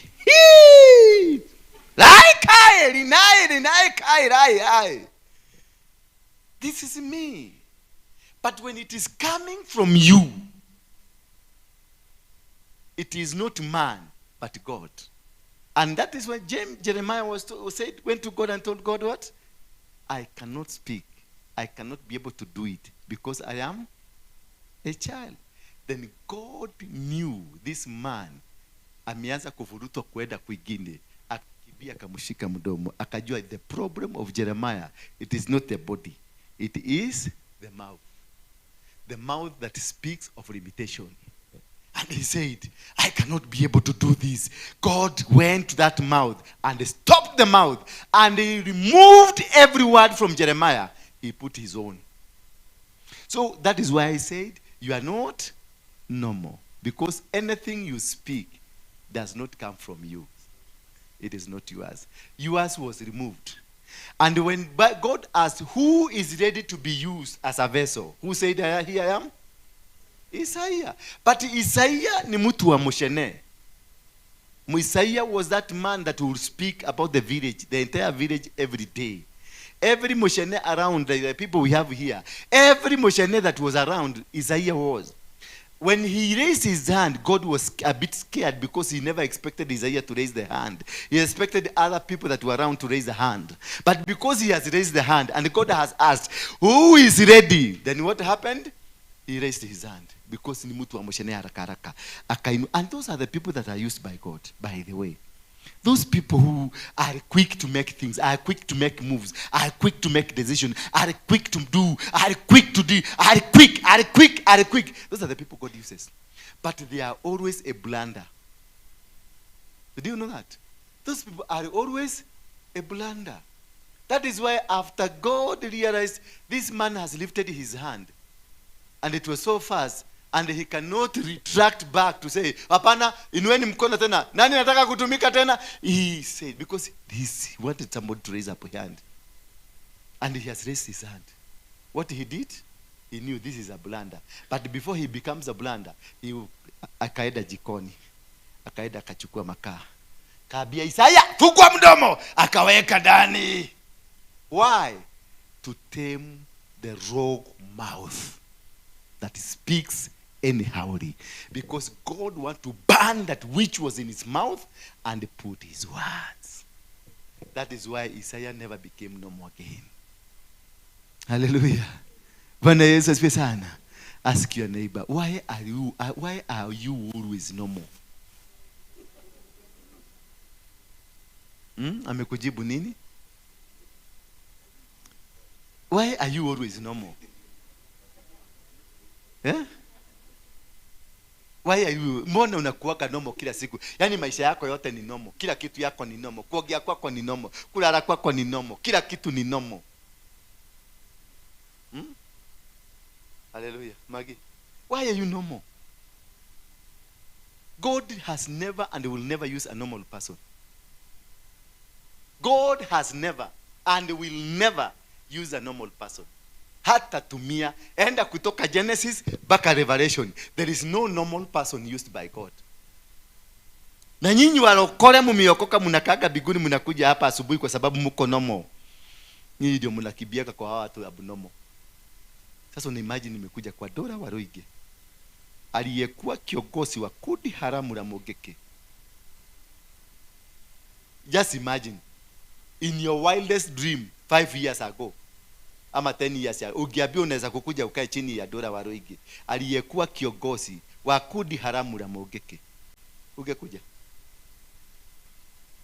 Aniguonye teta nyama. You always think about me. Niguonye dire ta nyama. Niguonye dire. Na miaka 10 methiru. Aya. Maraho yagagwe. Aya. Sasa kama ulikuwa unaniogopa, kitu unaogopa ni kizuri. Alafu si unakimbia. Ukiniona sinasema oi kaidoki murageda kanyite. But when God is preparing you to become something, he isolates you from the people, the good people, puts you in a bush that nobody, when you come out, nobody will be able to be familiar with you. When you have a crisis and many problems in a church like this one, huwa sisistukagi sana. Nikasikia munaniogelea pale, si kupenda kwako, ni kwa ajili unajaribu kutafuta DNA yangu umeshitwa. Bwana Yesu asifiwe sana. One time tukiwa pale City Stadium where we had a small church there, a woman called me from America. And this woman called me, alikuwa ameficha namba yake. Then what did she tell me? It was early on a Sunday morning Kenya, lakini kule ilikuwa jioni. Akaniambia hivi, yakwamba mother ni yagosho, mother ni yagosho. Niere jetagwa Miriam koragwa America kundu gwetagwa Montana. Ngai aranjerire atiriri, weri niwe ekuhuthira kuribariti mundu muiro aume okombo-ini wa muthungu. Na miaka 400 ni mithiru. Na riu ri, iyo niyo ndumiriri ndi nayo na aka switch off. Na akaenda. Na mimi nikabaki kujiuliza, mimi saa hiyo hii maneno nazungumzaga hata sikuwa karibu nayo. I was preaching, I wanted to preach like Moiro. Ukakumbuka ukaangalia video za siku hizo, ulikuwa na ni Moiro katika sermoni yangu ya dakika 30, utasikia Moiro katikati Ng'ang'a, katikati hiyo ingine ndio Harrison, katikati hiyo ingine Simon Makode, katikati hiyo ingine Dora Waroige. Bwana Yesu, I never preached myself or what I am. The other nikimalizia kabisa unakuta mimi ni TB Joshua. Because I didn't have identity of myself. I was just being placed there and being told to wait for the next move. For the abnormal people, they are kept. Umeng'ang'ana kuhubiri miaka mingi, but nothing has been working. Until such a time now, God has now to reveal you to the people and tell people, this man, I kept him for this one word, this password. Then this man becomes anatoa hiyo password. The password connects you to where you belong. That is why we have people who are called liberators. Liberators, they only carry a password. Hello? Liberators, they only carry what? A password. They may not have a good word like a pastor. They may not have a good, yani si watu wanajua kuhubiri vizuri venye mnatakaga. Kwa sababu mimi nilijaribu kuhubiri kama Moiro. Bwana anasema tunaenda kubarikiwa, tunaenda kuinuliwa, kuna mtu mwana sasa nikifika, kwa sababu ni sikuwa na formula, I'm not my original. Utakuta nisema mnaenda kubarikiwa, Mungu anasema mtabarikiwa, shetani anasema mtabarikiwa. Sasa unakuta ninajikaranga mimi mwenyewe, because I'm not myself. I wanted to become what I'm not. Nikifika nikijua nimesema kitu kingine, nimeweka shetani kama naenda kubariki, ninabadilika, ninakuwa ng'ang'a neno. Hola mapepo yanaenda kutoka. Hangaika. Sasa unashindwa unahangaisha nini? Unahangaisha nini? Because sina identity yangu. Until such a time, hiyo wakati wote utavurugika, utakaa tu. Musa mahali alikuwa amekaa kwa Farao, alikuwa amekaa tu kama mjinga, akavurugika mpaka wakati alimuua mtu. Alipomuua mtu, akatokelezewa na wanaume wengine kuenda na wao kutaka kuwapiga. Wakamwambia, tunajua ulifanya nini jana. Kanatoka uge pale, najua ulifanya nini pale. Musa akajua ni wadhoka, akatoroka. Bwana Yesu asifiwe sana. That is the day wakati aliambiwa ile kitu amefanya, siku hiyo ndio alijua, alianza identity yake ilianza kufanya kazi. Bwana asifiwe sana. Ndio nini? Identity yake ilianza kufanya kazi. Na kutoka hapo ndio alitoroka. Alipotoroka akakutana na wasichana warebo wakichota maji, waliokuwa nazuiliwa kuchota maji. Kutoka hapo kujuana, akaenda kwa Jethro. Kutoka kwa Jethro akaambiwa chunga, aende ukachunge kondoo. Kwenda kuchunga kondoo kwa kichaka, alikutana na moto. Bwana Yesu asifiwe sana. Sasa huyu mama alinipigia simu na akapotea. Sasa ikafika wakati niko kwa social media ninatangazaga tu nasema, wewe mama ambaye ulinipigia simu ukaniambia hivi na hivi, kama uko hai nitafute, ninakutafuta tu. Because saa hii baada ya miaka 4 ndio nilianza kujielewa kile kitu aliniambia. Maana wakati huo sikuwa najua kuhubiri, sikuwa najua hata namba ikufungua kitabu cha Revelation. Nilikuwa naenda pale kwa namba ya magoroine ndio nijue Revelation iko patikani. Matthew nilikuwa naitafuta Old Testament. Marko nilikuwa natafuta Old Testament. Naye Joshua nilikuwa namtafuta nini? New Testament. Kwa sikuwa najielewa, sikuwa najua. I didn't know what I was doing. But niliambiwa fungua hapa na ukae hapo. Wait for the next command. Liberators are commanded. When this woman came, she just said whatever she said and disappeared. Na kutoka kule, after many 4 years, nikaanza kufanya kile kitu. Nikaanza kukuta mahubiri yangu, ile mambo yangu mnaonaga kwa YouTube nikisema, it is about liberating the black man. It is about talking about the culture. It's about talking about nini, magogona and all those things. And what has put you. Ile vitu vimekufuga ni vitu gani? Kuzungumzia the limitation, the spirit of stagnation, confusion, all manner of these things. Nikakuja kugundua, kumbe this is what this woman said. But when she said, I was not doing so. When she said I was a Moiro 10 minutes, Anganga 10 minutes, Awairimo 10 minutes, at the glory is here 10 minutes, I was a concoction of confusion. Tell your neighbor, if you are confused now, don't worry. You are being prepared. So wacha kiherehere. Mwambie wacha tu kiherehere. Bwana Yesu asifiwe sana. Because God, when God is preparing you, he prepares you for a cause that he has called you for. A cause he has called you, and he will send some antennas from all over the world. This woman called me from America, meaning the calling that I am carrying was an international calling. That is why he used a woman from where?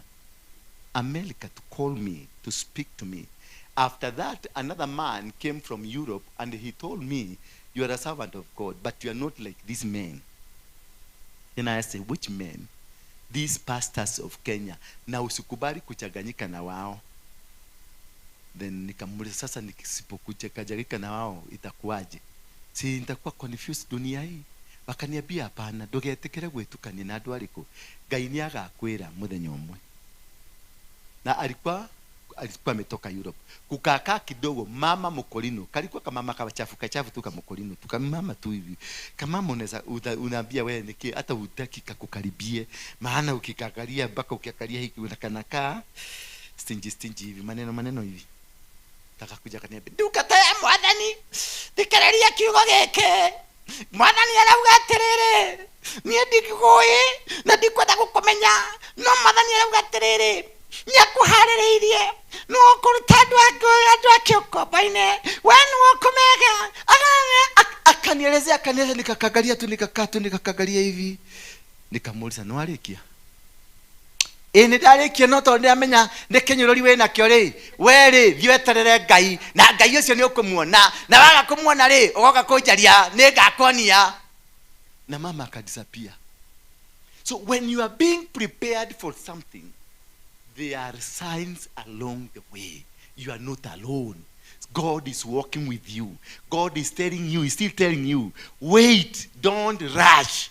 There is something coming. Now, after 4 years, this woman comes. She is in Kenya. She calls me. Jetagwa Miriamu, hata higini adaficha. Jetagwa Miriamu, nini ndakuhoreire thimu miaka 10 mithiru. Ngekwira atiriri, wiharirie Ngai ni arenda gugutumira. Riu weko. Ndegukonia anakoretwo Kenya hakwe miaka mugima. Na ndari thoni. Ndekoretwo Kenya guku ta miaka mugima. Na riu ri, weko. Ndina guku ikwenda na guku bypass, ndugioka tuonane. Ati acha mwathani ajereria ri negoka. Nijetigirite andu akwaririo nigetha moke. Ngikimwira atiriri, ni agikwariria na akwaririe na ihenya. Mwathani agoco. Eventually she was here with us. And eventually she is with here. I want you to help me stand up. Tusimame tu kwa miguu yetu. Tumkaribishe huyu dada kwa makofi mazuri, kwa vifijo na vigeregere na deremo na kila kitu. Anapokuja hapa atupatie neno la kwanza. Maana tuna wachungaji wengi ambao watatupatia maneno. Sasa neno la kwanza atuambie ni nini hiyo alikuwa ameona ndani yako. Na hii anasema miaka 400 atimeisha. Alihesabu kutoka wapi mpaka wapi ndio akajua miaka 400. And how does she relate hii story yetu ya Afrika na mimi na mambo hiyo yote. Bwana asifiwe sana. Is it biblical or is not biblical? Woman of God. Situpige makofi.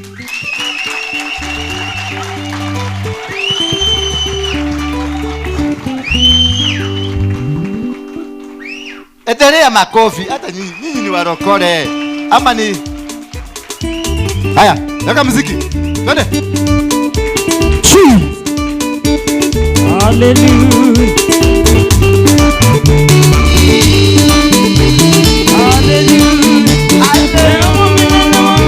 Mungu wa baraka ni nani sema? Wa milele. Yesu. Sema wa milele Mungu wa baraka ni nani sema? Wa milele. Yesu. Sema wa milele Mungu wa baraka ni nani sema? Wa milele. Yesu. Anafanya nini maisha yako? Anazungukia maisha yako. Anafanya nini maisha yako? Anazungukia maisha yako. Anafanya nini maisha yako? Anazungukia maisha yako. Sema Yahweh, Yahweh. Yahweh, Yahweh.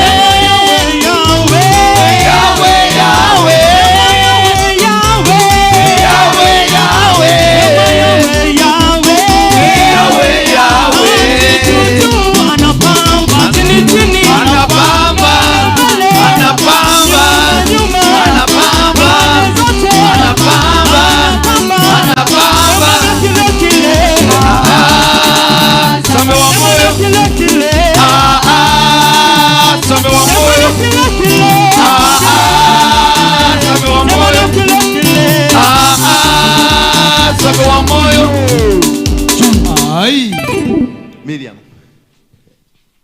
nafasi ni yako. Do the other introduction ifanye tu. Iko sawa. Chukua hii. Juu nataka kutumia hii. Hallelujah. Bwana Yesu asifiwe. Hebu nifanyie mkono namna hii. Hallelujah. Nani ananijua? Kumbe najulikana hivyo. Wow, then mimi si mgeni. Bwana Yesu asifiwe. Acha tunianze na maombi. Father, I thank you. I glorify your holy name. Thank you, Jesus. There is none like you, Jesus. You are holy, you are righteous. Above the skies and earth below, there is none like you. Thank you because of this far. Thank you because of your presence. Thank you, Jesus, because you are here. We thank you, God, because this is the day that you had ordained, my Father, that we may be here, Lord. We are so expectant, our God. We don't know what you want to do, Father, but we are waiting upon you, Lord.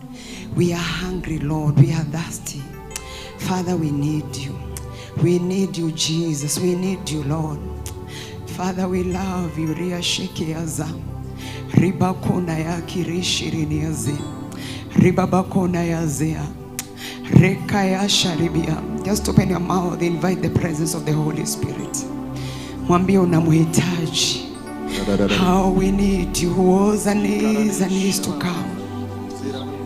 Elohim El Shaddai, Lion of the tribe of Judah. Without you, Lord, we cannot do it. Jesus, Jesus, Jesus. The Lord God of Israel. We surrender, Lord. We surrender, Lord. We surrender, King of Kings.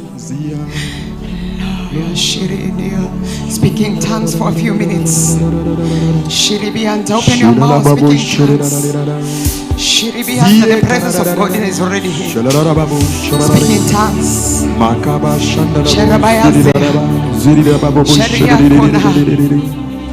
Wacha mashida zako zote, hayo mawazo uko nayo weka chini sasa. Speak in tongues, speak in tongues. Release yourself to him. Mwambie utaki kupitwa. Oh, ria sheneazia. Don't look at the human. Usimgoje mwanadamu. We are just vessels. Wait upon the Lord. Oh, riazea. Ulikuja kuona nani? Kama ulikuja kukutana na Bwana, mwambie na kuhitaji. Ulikuja kubadilishiwa maisha yako. Oh, riazea. Rakab, how much desperate are you for him? How much desperate are you for him?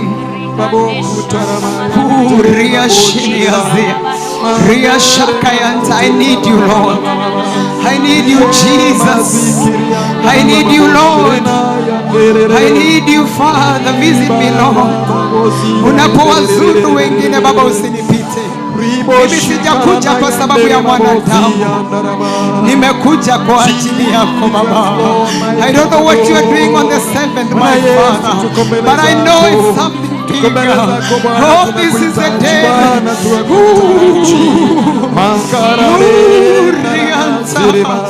Ria shekeaza Rabayandiri shiriniazia Rekabaya sharibianta Rekabakona ya kiriniazia Rekabashakayana Hiraziribianta Hirakuria shiribia. Forgive me of every sin, my Father. Sanctify me, Lord. You search as the hearts of men. You know our thoughts, Father. Oh, purify me, Lord. I repent before you, Lord. Anything that would hinder you, anything that would hinder you, Lord. Oh, Riashaya. Oh, Riba. Oh, Shanaya. Nimesija kuja tu kuachilia chochote. Nimekuja kukutana na wewe. Nimekuja Baba yangu. Oh, Yesu. Nakulilia Baba. Nakutamani Mungu wangu. Unitembelee. Unibadilishie maisha Baba. Unikomboe. Baba, sijakamilika. Nakuhitaji babangu. Nakuhitaji Mungu wangu. Oh, your children need you, Lord. Your children are hungry, Lord. Forgive them of every sin. Father, I repent on their behalf. I repent, my Father God. Oh, you are so holy. You are so holy. You are so holy. You are so holy. You are so holy. What can we hide from you, Lord? What can we hide from you, Lord?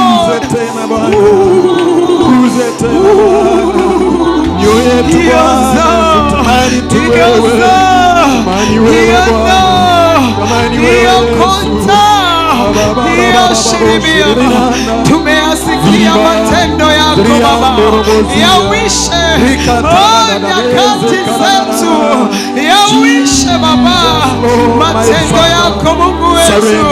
Tutembelee Baba, tutembelee jioni ya leo. Tunakandamiza kila maroho yanaweza kujiinua kinyume.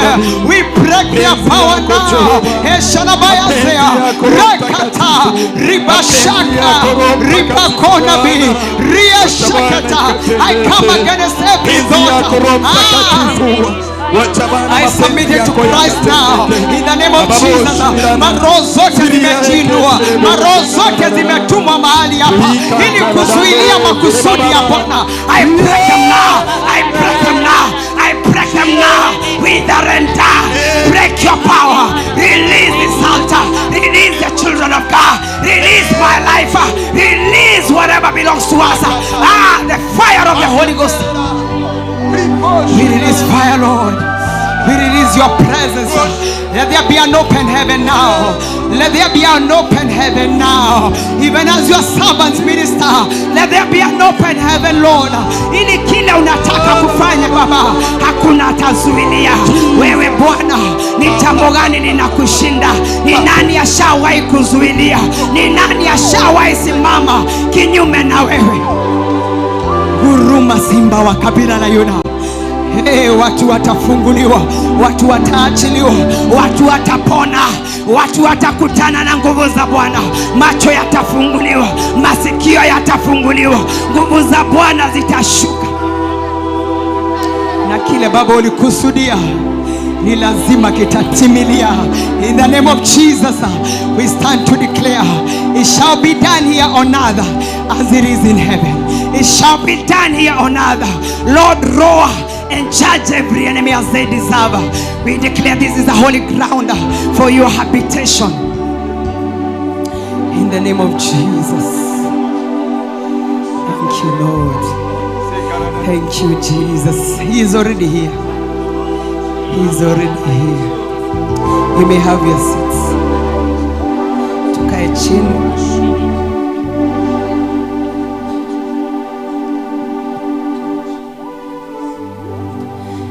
Matuko maithirera no maya tore namo oreamo yene amenye roa kirie kwambata jodhere irie kafiro kanadi morogaro wangoro sharia deru roa kirie kwambata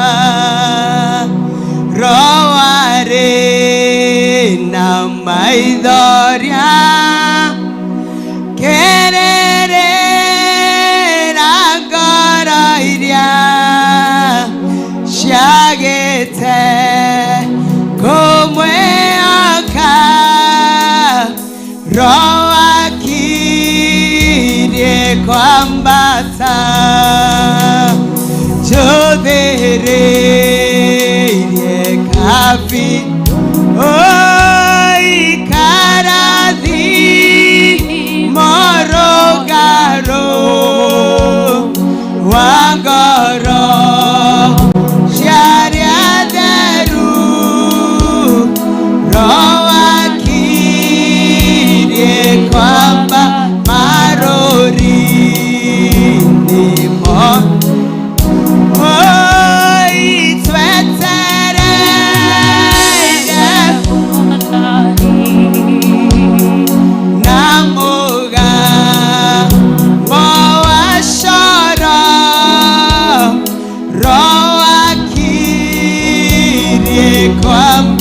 kwambata jodhere kafi oi karadi morogaro wangoro sharia deru roa kirie kwambata.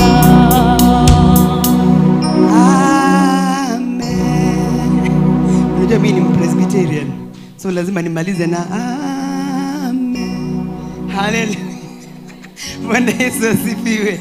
Hallelujah. Ya, kwa majina vile mmeambiwa, Reverend Miriam Erimu na nimeokoka. Yesu ni Bwana. Hallelujah. Unajua kuna watu wanahubiri na hawajaokoka. Mimi nimeokoka. Amen. Na ninaelekea mbinguni. Hallelujah. Sijakamilika lakini naendelea kukamilishwa. Bwana Yesu asifiwe. Through the power of the blood. Hallelujah. Bwana Yesu asifiwe. Nashukuru kurudi mahali hapa. Sasa kunaanza kuwa kama home. Na ninajua ya kwamba Baba kuna kitu kizuri ambacho ametupangia. Bwana Yesu asifiwe. Hallelujah. Nashukuru kwa watumishi wa Bwana ambao tuko pamoja nao. nimeheshimika hata mbele ya watendakazi na kila mmoja wenu. Haleluya. Bwana Yesu asifiwe. Wacha tufili ya kwamba sasa tuko katika miguu ya Bwana. Bwana Yesu asifiwe. Jesus is already here. Haleluya. Wewe sijui kama umefungua moyo wako. Bwana Yesu asifiwe. Yeah, I just want to introduce myself a little bit. I'm the one who called him from America 4 years ago with a message. Hallelujah. Bwana Yesu asifiwe.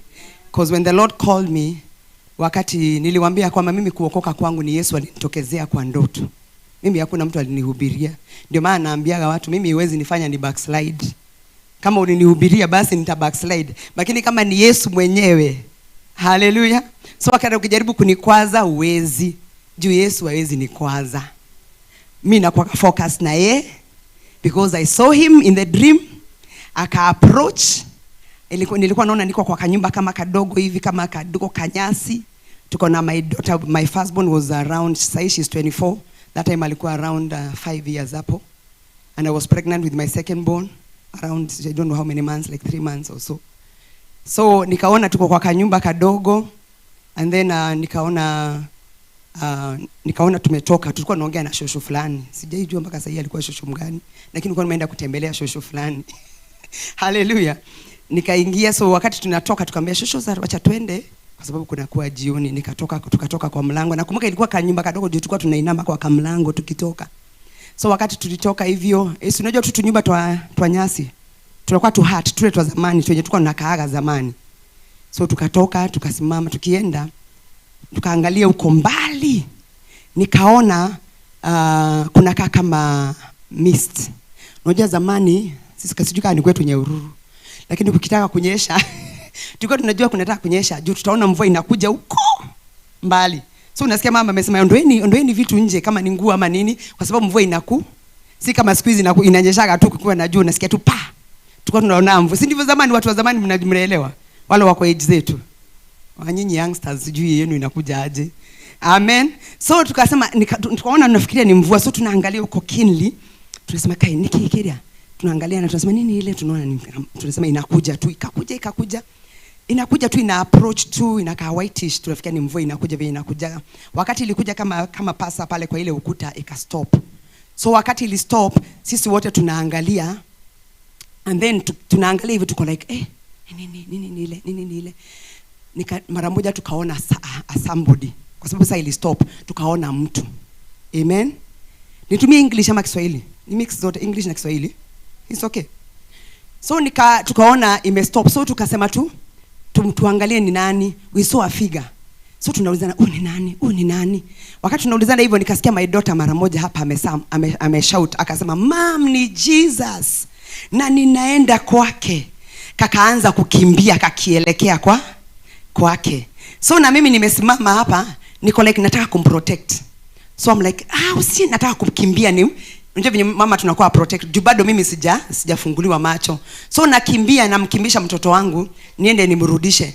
Lakini nikimkimbisha nyuma nikifika katikati hivi nikaona macho yangu ikafunguka na mimi sasa nikamuona kabisa kweli ni Yesu. So na mimi nikakuwa sasa ninakimbia, sasa nataka kukimbia ni mbele ya mtoto wangu nifike mbele kwa Yesu mbele yake, sasa ikakuwa kama mashindano. So tukaenda, wakati tulifika kwa Yesu nikajipata mimi hata sasa hiyo ukiwa presence ya Yesu hata kukumbuka mtoto wako unaona sasa nataka kumshinda. So nikaenda nikamlalia hapa kwa kifua. Na wakati nilimlalia hapa akaniambia Miriam, I have loved you with an everlasting love. Will you give me your heart? Will you serve me? Nakwambia unaweza kataa. Machozi yangu yanatiririka. Ninampaka hapa kwa kifua yake machozi. Ninalia.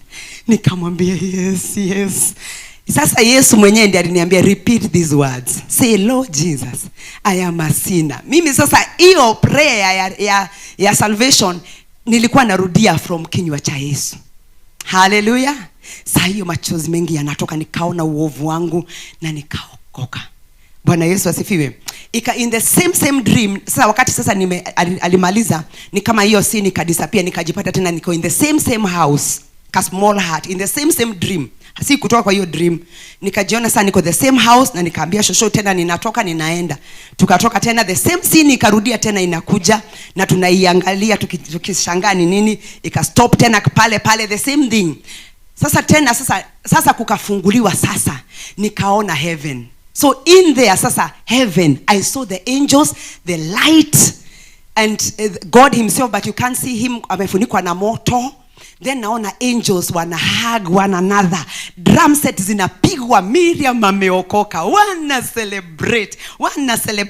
And I know how one soul, when one soul comes to Jesus, the way they celebrate. Everything was at a standstill. Hallelujah. Bwana Yesu asifiwe. So that is how I got saved. And that is why we're going in souls, because I always know when I win one souls, kama kabla nikuje hapa, tumewin 13 souls. Hallelujah. Amen. So I really thank God. Bwana Yesu asifiwe. So I know tonight there is celebration in heaven. And I always insist and tell people, please win souls. Be a soul winner. You'll be so wise. Usitakae kulala hata siku moja kama uja win a soul. Hallelujah. Bwana Yesu asifiwe. Mimi naendaga tu nasimamisha gari yangu hivi. Mimi nakuwa talkative, I'm very social with everybody. So naendaga tu hivi nasimamisha gari. Mahali nimekuta kama a few men wanatembea, naambia habari zenu saseni, naambia kujeni hapa. Na sijui wananitiigi aje, nikiambia kujeni hapa wote wanakujaga hivi. Sijui kama nijue hii gari ya ministry, but ndio inakuwa mnajua inatangazaga. Tubuni dhambi na makosa, Bwana Yesu anarudi. So nikiwaita wanakuja wote, nauliza mmeokoka? Nasema hapana. Naambia mkitaka kuokoka, mbona tuko nyakati za mwisho? Simpe Yesu maisha yenu. Hivi dakika 2 hivi. Naambia rudieni ili ombe. Wote wanatoa kofia wanaokoka. Bwana Yesu asifiwe. Hallelujah. Naenda kwa wengine. By the time nafika penye naenda, nimesha win souls. Hallelujah. Na sasa mnafikiria nini yangu itakuwa inakaaje heaven? Mungu aliniambia souls zenye nimewin. Even by that vehicle tu kwenda ikitangaza around the nations bila mimi kuongelesha mtu. Unafikiri tutatoshana? Weka tu hapo. Bwana Yesu asifiwe. Hallelujah. Weka tu hapo win souls. So that's how I got saved. Hallelujah. And from that time the Lord would appear to me a lot of times. In fact ningekaa tu hivi naombea, Jesus leo nimekumiss. Si unitembelee leo. Anakuja. Amen. Nikiwa mtoto wa kiroho. Wakati nilikoma hata nikimwambia na miss, anakaa sasa kabla akuje. Anakuja saa yenye anataka. Hata niseme Jesus nimekumiss akujagi. Bwana Yesu asifiwe. Unless kama labda niko down sana ama labda nimepunguka kimaombi, anakuja. Kama kuna siku alikuja nilikuwa nimepitia hali ngumu sana, akakuja one time akakuja kwa dream. Akaniambia morning beautiful. Even if you don't tell me I'm beautiful, Jesus calls me beautiful. Hallelujah. Akaniambia morning beautiful. Come morning my Lord. Akaniambia what can I do for you today? Imagine Yesu akikuuliza what can I do for you today? Hey! Wewe ungesema nini? Siwezi waambia kitu yenye ilikuja kwa mind. Dunia wana. Yesu anakuuliza unataka nini, unafikiria kitu ya wana. Na Yesu hamuongeagi hivi. It's spirit to spirit. Amesimama tu hapo mnaongea spirit to spirit. So hata kabla nimjibu akanichekelea. Jesus laughs. Akanichekelea. Juu aliona kile nataka kusema. Akanishika tu hapa kwa kichwa akaniambia pokea nguvu za maombi, na akadisappear. Bwana Yesu asifiwe. Hallelujah. So yeye alikuwa anajua chenye nahitaji lakini mimi siele. Hallelujah. So from that time is when now things, I still wapea story yangu yote, but now nikajipata niko America. Bwana Yesu asifiwe. Na nikiwa pale sasa kama nimekaa kama 3 years. Yeah, 3 years is when now I had another visitation now. And I told you about it. I think I should just say because of wale wawakwa. So after 3 years, I think it was 2020 nilirudi kuangalia memory nikakuta ni 2020. Ndio nilipata this dream yenye nilijiona kwa certain school, and that school ilikuwa ya blacks walikuwa wamejaa huko. So wanatembea dejected, wameinamisha nini, unajua venye mtu amechapika, hana hope, ako hopeless, hana mtu, si unajua venye wanatembea kanini kamoja kanakuwa huko kamoja chini hivi. So nilikuwa nawahurumia wakitembea. Nikasikia Yesu ameniuliza, do you know who these are? Nikamwambia no, I don't know my Lord. Akaniambia these ones are your brothers and sisters that were taken in captivity from Africa 400 years ago. Bwana Yesu asifiwe. Niko like Mimi sikuwa nimewahi fikiria mambo ya Black America. That's sikuwa unajua venye hata ushughulikaji hao walitokaga wapi? Kwa sababu kuna notion yetu tunakuwa nao about Black Americans ya kwa ni maringo ama wanakuaga na utukutu mwingi. Kuna notion tumewekwa na wazungu tuchukia watu kabisa. Ndio nilikuja ku realize. So mimi hata sikuwa nataka kama mambo yao. So nikaamua na Mungu, these ones are your brothers and sisters and they have been here for 400 years ago. Akaniambia, I have heard their cry and I have remembered the covenant I made with Abraham that they will be in captivity for 400 years. And now 400 years are over. I want you now because this is why you are born. Even ndio aliniambia, the reason why you are born has approached, imefika. Can you imagine Mungu akikwambia sasa reason yenye ulifanya uzaliwe? Unajua tunakaa watu wengi hawajijui. Basi sasa naambiwa reason yenye ilifanya nizaliwe imefika. Hallelujah. So God told me, akaniambia, now I want you to start releasing my children. Hallelujah. Na akaniuliza swali moja, akaniuliza, Miriam, do you know you are a Hebrew woman? Niko like, wewe ushafikiria wewe ni Mwibrania? Hata sikuwa nimewahi sikia mtu ameniambia kitu kama hiyo. Hata haikuwa imewahi karibia kwa kichwa yangu. Mimi nilikuwa tunajua mimi ni Gentile mwenye nimehurumi na bado nilikuwa napenda Yesu sana. Amen. So akaniambia, you are a Hebrew woman. Akaniambia, let me show you a Hebrew woman traveling in prayers. Na ndio sasa akaleta mama, alikuwa a black woman, ame kneel down venye tunaniligi tukiomba, ame travel na alikuwa amevaa kitu kama hii. Ndio saa zingine wakati na preach na vaa kitu kama hii ama nikiprophesy. Ndio aliniambia, never come before me ukiwa na kichwa wazi. Saa zingine tu ni uremi tu ama unajikuta jusipendi. Naombe. Hallelujah. Akaniletea amefunga kitambaa kama hii na alikuwa black woman, ame kneel down akiomba. Bwana Yesu asifiwe. But I don't want to make it a doctrine until nyinyi wote mvae. Mimi nasema waongeleshwa na Mungu. Hallelujah. So that is what happened. So the Lord told me, Miriam, I want you to start interceding for the release of your brothers and sisters. Hallelujah. Bwana Yesu asifiwe. And then sasa in another dream, that is when now alikuja sasa, nilikuwa naisikia leo kwa video zangu. Alikuja sasa kwa bed, kukaletwa moto on one side. And then huo moto ukaanza kupitia kwa mwili wangu mzima. Akaniambia, this is a Moses experience. I have called you as a Moses. From now on, start declaring, let my people go. Hallelujah. Praise the Lord. Na hapo ndio sasa aliniongelesha juu ya mtumishi wa Mungu. Hallelujah. Akaniambia, I want you to call my servant Dora Waruingi and tell him to go back to his call. Mwambie akumbuke ni nini tuliongea na yeye na arudi afanye vile nilimwambia, kwa sababu nimemchagua kufungua watoto wangu. Bwana Yesu asifiwe. Hallelujah. Nimemteua na nilimchagua. Bwana, wewe ukiimagine na tukiambiwa utafute Dora Waruingi kwa dream. Nilikuwa nasikia staki, but I obey quickly because mimi nishaifinywa sana na Mungu nikikataa kupeana message. Kama wewe ni nabii ukosa kupeana message, mimi karibu siku nyingine niuliwe. Bwana Yesu asifiwe. Hallelujah. Juu unapewa message and then you are like, sasa hawa nikiwaambia, unaogopa mpaka mtumishi mwenyewe hapo kwa hiyo madhabahu, unaogopa vile watakutake. Unaona, na nilikuwa mtoto wa kiroho. Unaona, so sijui, lakini naambu Miriam, enda pale mbele uambie venye nilikuonyesha kwa dream. Nilikuwa naonyesha wanaomba maombi ya witchcraft. I hope hakuna witchcraft prayers in this altar. My intercessors. Tunakatakata. Unaua, mpaka unaua mtumishi. Umekuwa madara. Unapigana na flesh. Si hata sasa si maroho unapigana nazo. Just as zingine when we say wither and die, because the Lord taught me that we are fighting the demons, not that person. Huyo mtu akitolewa hikyo kipepo hikyo ni mtumishi mkubwa sana. Never kill a person. Usitamani mtu akufe. That is not a good prayer. But when you are declaring that spirit wither and die, I declare the kiroho, let it wither and die. But then you release, Mungu akanifunza to release them to his judgment. Yeye akitaka kuwaua awaue, si mimi. Yeye Mungu aliniambia ninasema judge them as they deserve. So usinie atajua. Juu kuna mtu nishaiombea alikuwa ameniambia nataka kumuua. Nikamlilia sana. Baadaye akakuja kuniambia ulinikataza kwa nini? Na huyu mtu atakusumbua for a long time.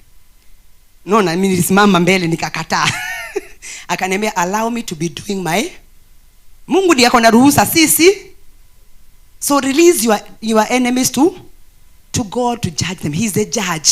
Yeye ndiye ukalia kiti ya, na anajua mtoto wake ni nini ameweka ndani, na anajua kama huyu anaweza badilika ama hawe. Hallelujah. Bwana Yesu asifiwe. So that was what happened. And then now sasa ndio Mungu akaniongelesha akaniambia now, nilikuwa nataka kuambia venye nilikataa kufanya. So in that when nilifika kwa hiyo ministry, nilikuwa naendaga tu maombi ya jioni. So niko pale hivyo, nilikuwa nishaonja, naambia Miriam enda pale useme naenda Sunday, tulikuwa naenda Sunday saa 8. Nikamwambia enda. Akanisema kuna testimony na kuna watu wako na mimi naambia Mungu hapana, si leo. Mungu ananiambia enda usiwaambie. Nasema si leo. Hii Sunday nyingine inakuja. Hii Sunday nyingine inakuja, bado napeana SQ. Siku moja nilikuwa na katoto kangu, sasa nimeka second born. Nimekaa nako huko karibu na mlango. Unajua mama wananyonyesha wanapenda kukaa hapo karibu na mlango. So nilikuwa nimekaa pale. Session ya testimony ikaisha. Preacher akapreach. Wakati alimaliza akasema out of the blue, mimi Mungu ananiambia kuna mtu ako na ushuhuda. Tafadhali kuja hapa utupe ujumbe ya Mungu. Unaona? Out of the blue, hiyo ni siku ilikuwa ina happen, ilikuwa na conclude na. So niko like bado nakwambia nilisikia moto tumbo. Nilisikia ni kama yani ni kama tumbo yako inachomeka. Ikachomwa. Nasikia mtoto nitaangusha. Nikasikia nitaangusha. Huyu mama alikuwa amekaa next, nikamwambia nishikie mtoto. Anaona natetemeka. Sasa nikampea mtoto. Anafikiria naenda pale mbele. Bado nilikuwa mremi. Nilikuwa nataka kuchomoka nje, nisikie kama nipigwe na upepo, nione kama hiyo moto nikampea. Nikafika pale kwa mlango, nikienda kutoka nilisikia miguu imekufa. Nilisikia miguu imekufa, na kutoka hapo sikujijua. Mimi the next minute nilijipata kwa pulpit kama hapa, na nimelini hivi kwa ukuta, ninagojea mwenye anaongea hapa amalize. Yani after nimeamuka, sijui nilienda aje hapo. All I remember is I was dead. Miguu ilikufa na nikaisha, sikujijua. So sijui nilitembea ama nilifly, I can't tell you. All I remember is facing people like this. Niliona kama nimefungua macho, nikaona watu wameniangalia macho. Alafu sasa naona mtumishi amesimama hapa kando yangu ananiwhispia hapa kwa masikio, na ulikuwa unatoroka ukienda wapi? Namwangalia naangalia mbele. Yani nimechanganyikiwa. So sasa nikapeana message. Na nikasikia nikitoka hapo nikasikia Mungu ameniambia na umepeana hiyo message, lakini usiwahi rudi kwa hii madhabahu tena, watakumaliza. Enda kabisa sasa. Bwana Yesu asifiwe. Hallelujah. Na hapo nikitoka ndiye aliniambia Miriam, Ezekiel 33:3, ile siku nitakupea ujumbe. Akaniambia ilikuwa kionjo. Mimi sasa hata unidharau nitakwambia kile Mungu ataniambia na nitoroke. Hallelujah. Mungu akiniambia nikukataze, I'm not a people pleaser anymore. Because I have feared God. That's why wakati Mungu aliniambia juu ya mtumishi, I just called him and I was like, oh, God has told me. Niliandika kwa Facebook tu. Nikaandika, anybody who has the name, was the number ya Ndura Waronge, please. Sasa nikakaa, another lady sasa yako America akanitumia, akaniambia check your inbox. Nikakuta amenitumia number, so nikamcall. Nikamwambia vile Mungu ameniambia ya kwamba he's chosen to release Africa, to release our people, he's a Moses, nini nikampea ujumbe yote. Na hiyo kitu ikanitoka. By the way ilinitoka. Hata sikuwa ifikiria juu hiyo mambo tena. Ili niondokea kabisa. Sasa this year sasa I think nilikuwa like 2 weeks ago. Yeah, 2 weeks ago. That's when tulikuwa nikamweka hapo kwa tukaweza kumwatch na my mom kumsikiza tu hapo. Na hapo ndio nikasikia Mungu ameniambia now is the time, go look for him. Amen. Mimi sikuwa nimeisikia ananitafuta by the way. Hakuna mtu alikuwa ashaniambia. So that time nikaenda bedroom, nikaenda nikampigia. Akaniambia si ukuje, nikamwambia nitakwambia. Bado nilikuwa nakataa. So that the following day nikamweka bado. Sijui nilikuwa nafikiria. Nikamweka bado nasikiza. So ikienda kuisha ndio nikasikia amesema naye mtumia. Mpaka my mom nikamwambia my mom, nini ya redha? Huyu ndi mimi anatafuta. Bwana Yesu asifiwe. Kuna mama akiwa Amerika. Na kama uko uhai, my mama alicheka kusikia kama uko uhai. So sasa ndio Mungu sasa nikajua that's a confirmation I'm supposed to, and I got other confirmations even from my daughter akiwa America. I have a dream. I think we are a family of dreamers. Hallelujah. Bwana Yesu asifiwe. And that is why I am here now. Hallelujah. Bwana Yesu asifiwe. Because me, I love to go with God's nini. I remember my daughter the other day, last born. She's 13. Nilikuwa namuuliza, "Je, bibi, unaweza taka kuwa nini? Bibi, unaweza taka kuwa nini ukiwa mkubwa?" Sijui ananiambia sijui nini. Nikamwambia, "Unaweza taka kuwa preacher?" Akaniambia, "No." Nikamuuliza, "Why?" Akaniambia, "Because me, I want to dictate my life. I want to be going where I want. I don't want to be listening from God like you. You don't go anywhere."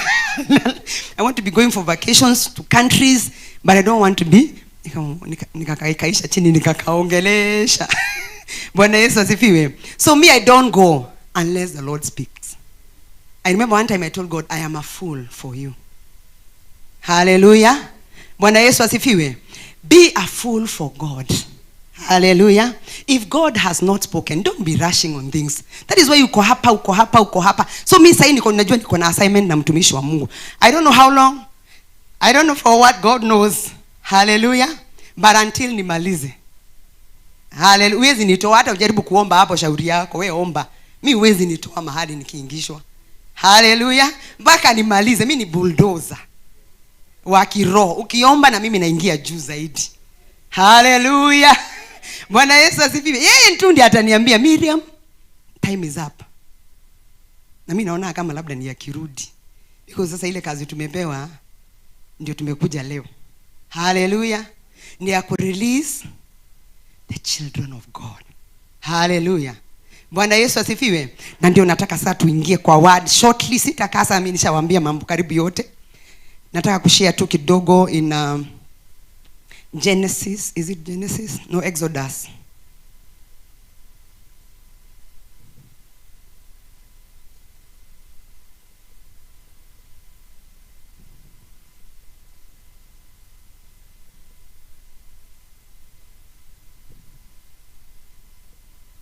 Hallelujah. Thank you, Jesus. We worship you. We bless you, Lord. Exodus 10. Exodus 10. Are you there? Are you in Exodus 10? Hallelujah.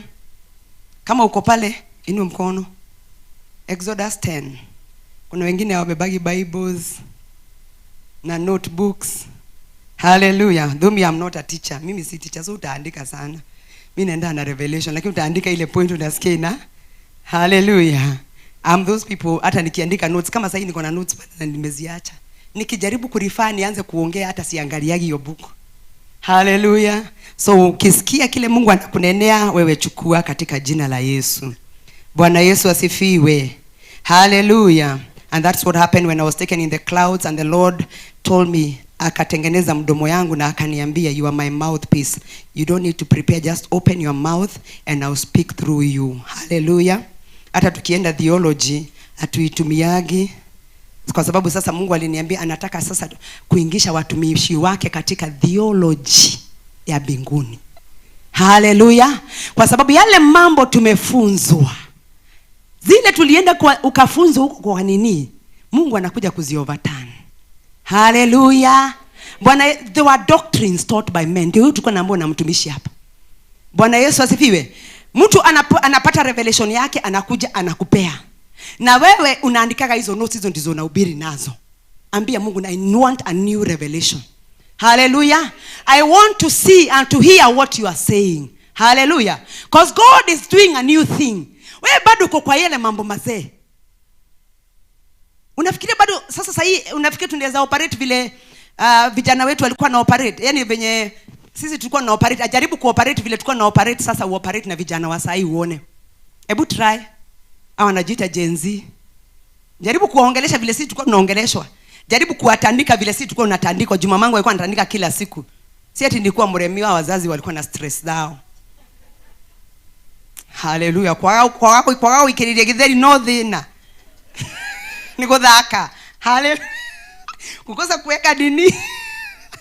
Bwana Yesu asifiwe. Hiyo ni kitu ya kufanya upikwe ni kama si mama yako. Ai, wazazi walikuwa na stress. Mimi nawaambia mama hivyo alikuwa na stress.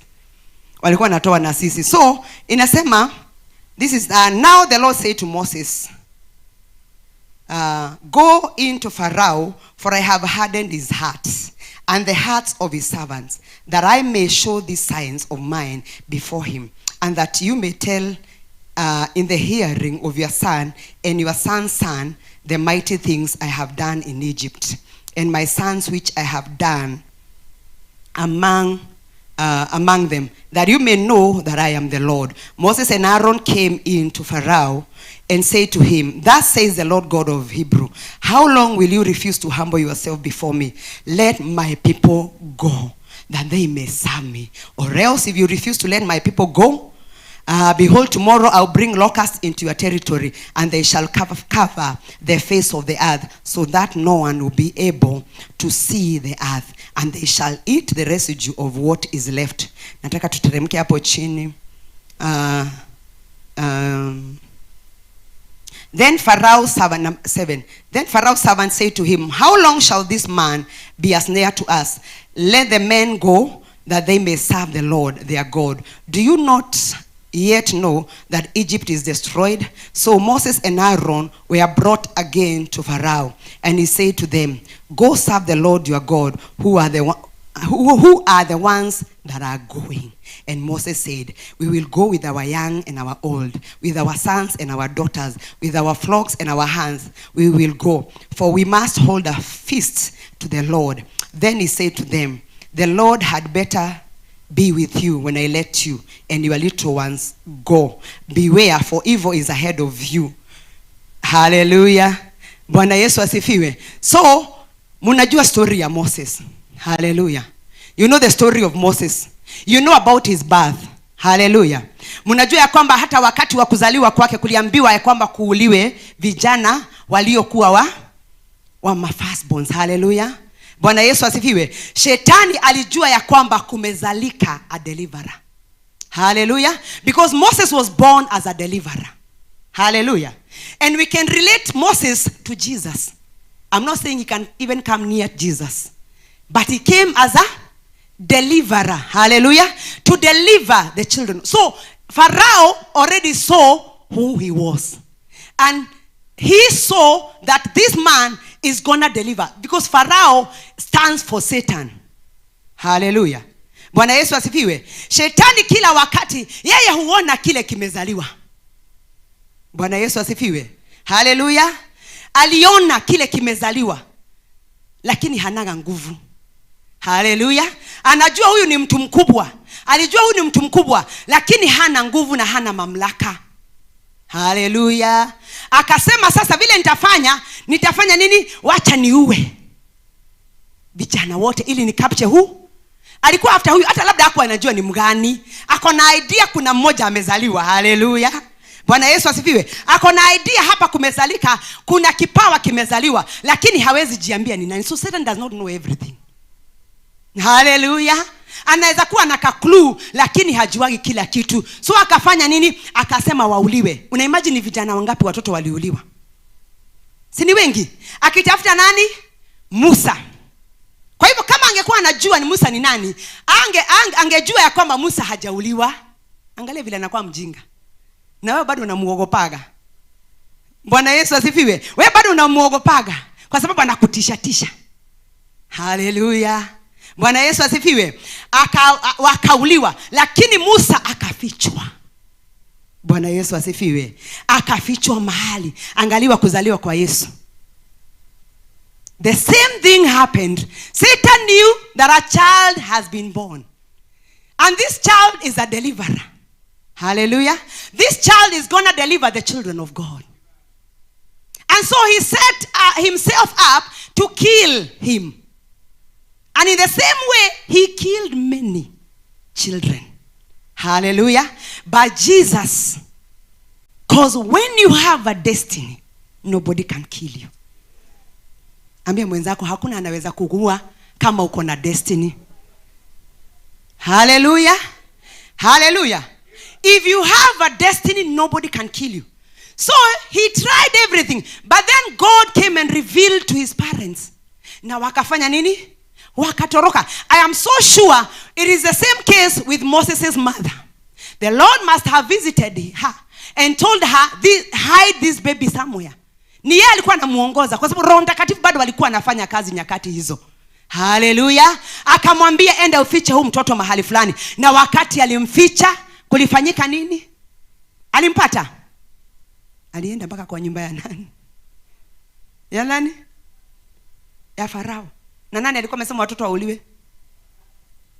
Unaona ujinga hiyo? Analea. Yaani shetani anamconfuse mpaka analea kipawa. So the enemies that think they will kill you, the Lord will use you, will use them to usher you to your next destiny. Hallelujah. Because he prepares a table. Inasema nini? Ama hamuijui? In the presence of. So Moses aliandaliwa meza mbele ya maadui wake. Hallelujah. Imagine unakuwa na yule mwenye, unalewa na mwenye alikuwa amepanga kukuua, na Mungu amemfuta. Mungu amemfuta. Maadui wako siku wa leo watafungwa macho. Hallelujah. Utakuwa unapita katikati yao na hawakuoni. Hallelujah. Bwana Yesu asifiwe. They will not, God will confuse them until you get to your destiny. Stop being afraid. Nini hicho unaogopa? What can man do to you? Hallelujah. The fear of men ndio inafanya, the snare of men ndio inafanya nini? Tunamalizwa.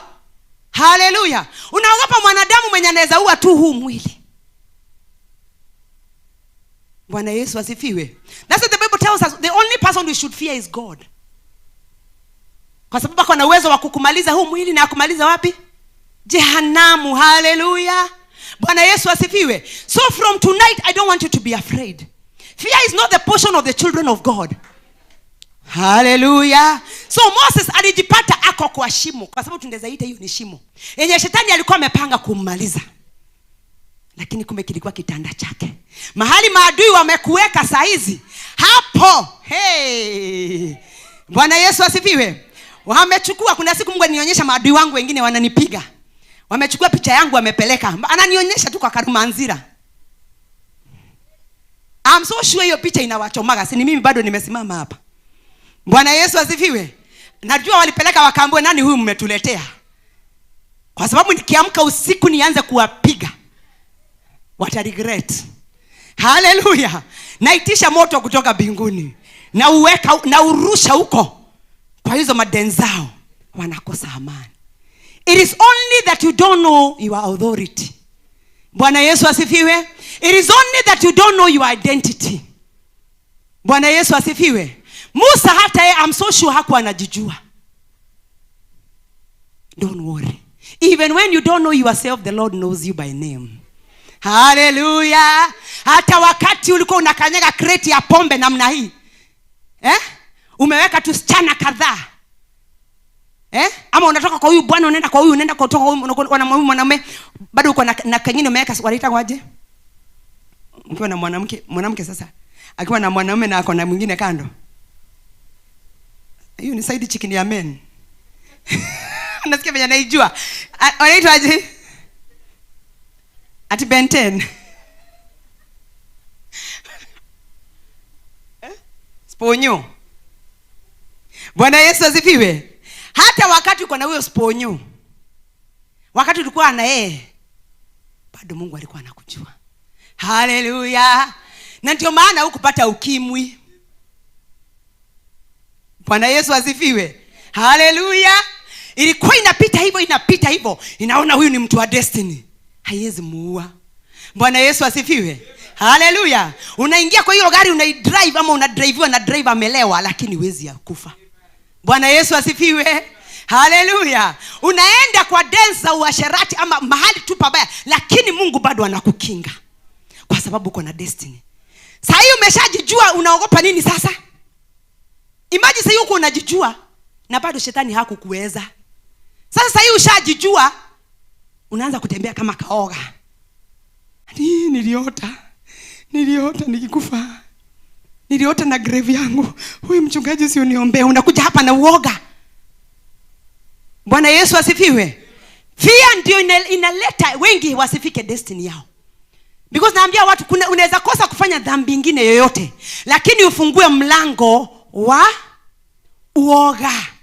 na huo shetani auchukue. Ambia mwenzako, don't open the door of fear. Bwana Yesu asifiwe. So hakufungua mlango wa uoga. Bwana Yesu asifiwe. Usifungue mlango wa uoga. Moses kwa sababu hakujua hakufungua huo mlango, na ndio maana akakuwa, na tunajua story yake vile ilifika mpaka wakati sasa alijijua, akaanza kusumbuka. Haleluya. Akaanza kuona, ai, wale ni watu wetu, hawa si watu wetu. Ndio kwa mtoto uelewi. Akaanza kusikia hayuko comfortable. Chakula chile anakula na mfalme, anakula unameji chakula yenye alikuwa anakula, lakini akaanza kusikia hapana, I don't belong to this tribe. Hallelujah. Hallelujah. Akaanza kuona vile watu wao wanateseka, na akaanza kuwa uncomfortable. Akaambia akatoka huko nje, akakuta mwingine mmoja wao anafinyiliwa. Akashika huyo wa upande huo mwingine, akafinya shingo, na akaenda akamzika, akifikiria kuna mtu amemuona. Bwana Yesu asifiwe. Zili ya Mungu ilikuwa inainuka. Haleluya. Nikoli yake ilikuwa inainuka. Bwana Yesu asifiwe. Na ndio niliwaambia mtumishi wa Mungu alikuwa amepotoka kwa sababu Nikoli ilikuwa inamsumbua, lakini hajielewi. Hallelujah. And I feel our people should be like this or like this, lakini sasa hajielewi. Bwana Yesu asifiwe. So akafinya mtu, na siku nyingine akaenda akakuta vile wanafanyana, akakuta sasa tena ni wanapigana wawili kwa wawili, watu wa kwao. Akamwambia, kwa nini mnapigana sasa nyinyi na nyinyi, my brothers? Akamwambia, nani amekufanya judge? Nani amekufanya king? Hallelujah. Wewe umekuwa nani ukuje utuulize maswali hapa? Bwana Yesu asifiwe. Akakaa hivi ako like unasikia huyo alikuwa anamuita kile yeye alicho, akifikiria ni kumtuka. Bwana Yesu asifiwe. Kuna watu watakuita majina ya kinyorori. Utuwekete ni wewe kiria wera kuyo. Ora tua. No hoya kutoka Kenya. Niwe hiyo wanakuita. Wanaweza kuwa wanakuprofesaia na hawajui. Hallelujah. Bwana Yesu asifiwe. Don't just be taking things negatively. Mtu akikwambia tu kitu hata kama ni kinyoroni na unasikia ni kitu mzuri, sema, Bwana, labda unaiona, I receive it. Bwana iona, labda hata sioni. Bwana Yesu asifiwe. So akamwambia, utataka kutufanya vile ulivyo. Ako like, haya, kumbe nilionekana. Bwana Yesu asifiwe. Na ndio akatorokea Midian. Bwana Yesu asifiwe. Hallelujah. Hata akitoroka Midian, ni kipawa chake bado kilikuwa kinamuongoza. Bwana Yesu asifiwe. Akaenda in the wilderness kwenda kuteseka. Wilderness si mahali pa kuenjoy. Ametoka mahali ambako alikuwa anakula mkate, anasaviwa, akisikia anahitaji kuvaa nguo inaletwa, akisikia anataka kula hivi chakula kinaletwa, akisikia anahitaji hiki kinaletwa. Lakini sasa imefika mahali ambako sasa ako huko nyikani, anategemea Mungu. Bwana Yesu asifiwe. Anaombaomba mpaka maji. Haleluya. Lakini kumbe Mungu alikuwa pamoja na yeye. Bwana Yesu asifiwe. Inawezekana wewe ulikuwa kwa comfort zone, wakati ulijuana na Mungu maisha yakabadilika. Haleluya. Mimi najua naongelesha watu hapa. Haleluya. Ukaona mambo yameanza kubadilika, ukaingia in your wilderness. Tupesa tuote tukaenda. Haleluya. Bwana Yesu asifiwe. Marafiki wote wakaenda. Hata ukiwapigia simu wanakuambia I am busy.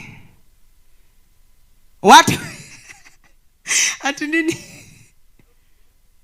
Wewe wanakuuliza wewe ni nani? Who are you? Kwa sababu mpaka namba yako walivuta. Bwana Yesu asifiwe. Haleluya. Umefika hapo mahali ambako unauliza kwa wadhiri atia kulienda aje? Haleluya. Bwana Yesu asifiwe. Because the moment you come to Christ, the moment you realize who you are and you say I surrender, Anasemaga katoto kangu kuja sasa, wacha nikutengeneze kile nilikuumba uwe. Bwana Yesu asifiwe. Anasema sasa kuja nikutengeneze. Unaingishwa kwa wilderness. Bwana Yesu asifiwe. Mapesa zilikuwa kwa bank, hata ujuagi kwenye zilienda, ni kama zilipepea na hewa. Mpaka kupata fare ni ngumu.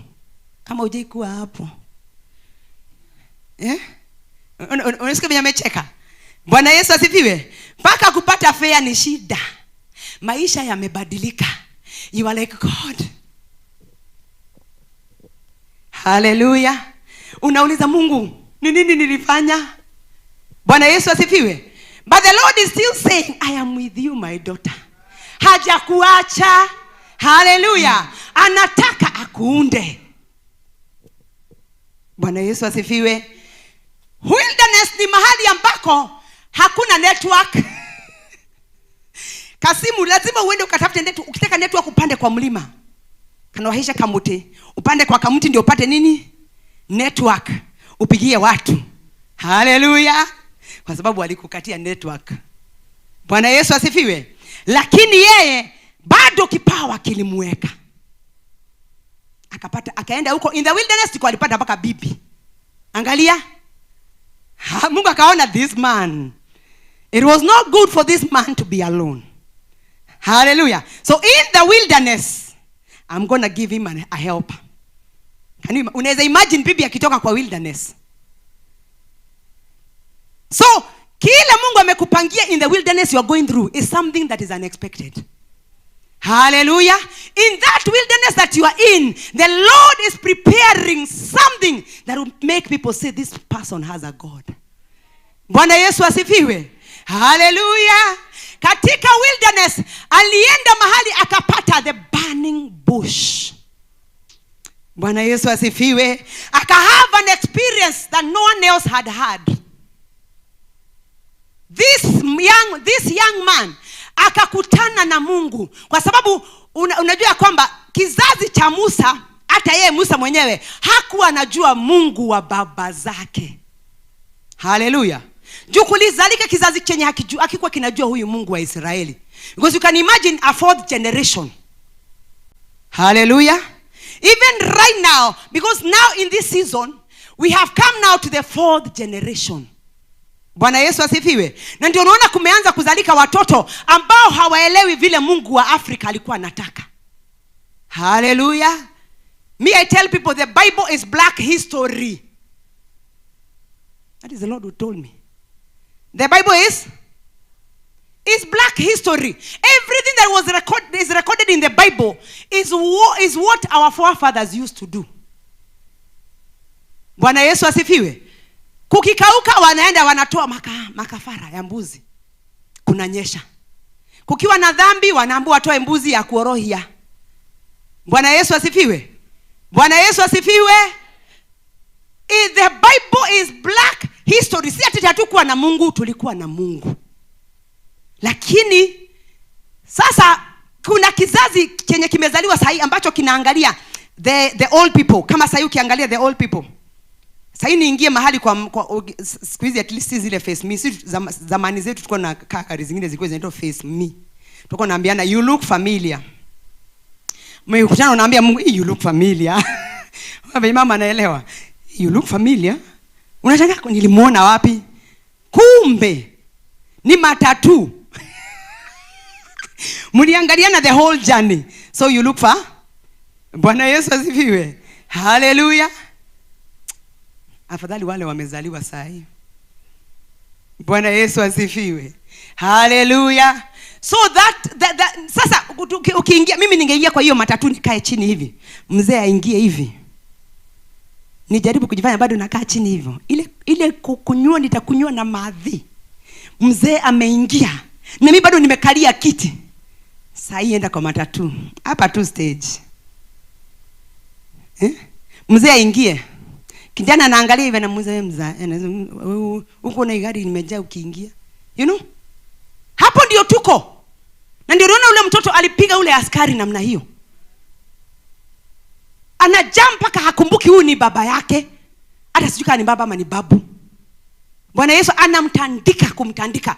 Hicho ndicho kizazi chenye tuko saa hizi. Wanajiita Gen Z hizi. Kizazi chenye tuko saa hizi ni kile kinasema this is my bae. Na sasa hiyo ni kichali kingine hapo. Mimi nawalizaga sasa, ukiangalia ujamaa, what is there to admire? Jamaa tu jamaa. Kai. Ni mandevu. Nebia. Oh my goodness. Wanasema as long as kuna hapa. Bwana atubariki. Sisi watu wa kanisa atubariki. Hatukumbuke na watoto wetu. Bwana Yesu asifiwe. Tuko hicho kizazi chenye wasichana nguo zinavaliwa zimefika hapa kuna wengine niliona niko like aka kakinama hivi haki.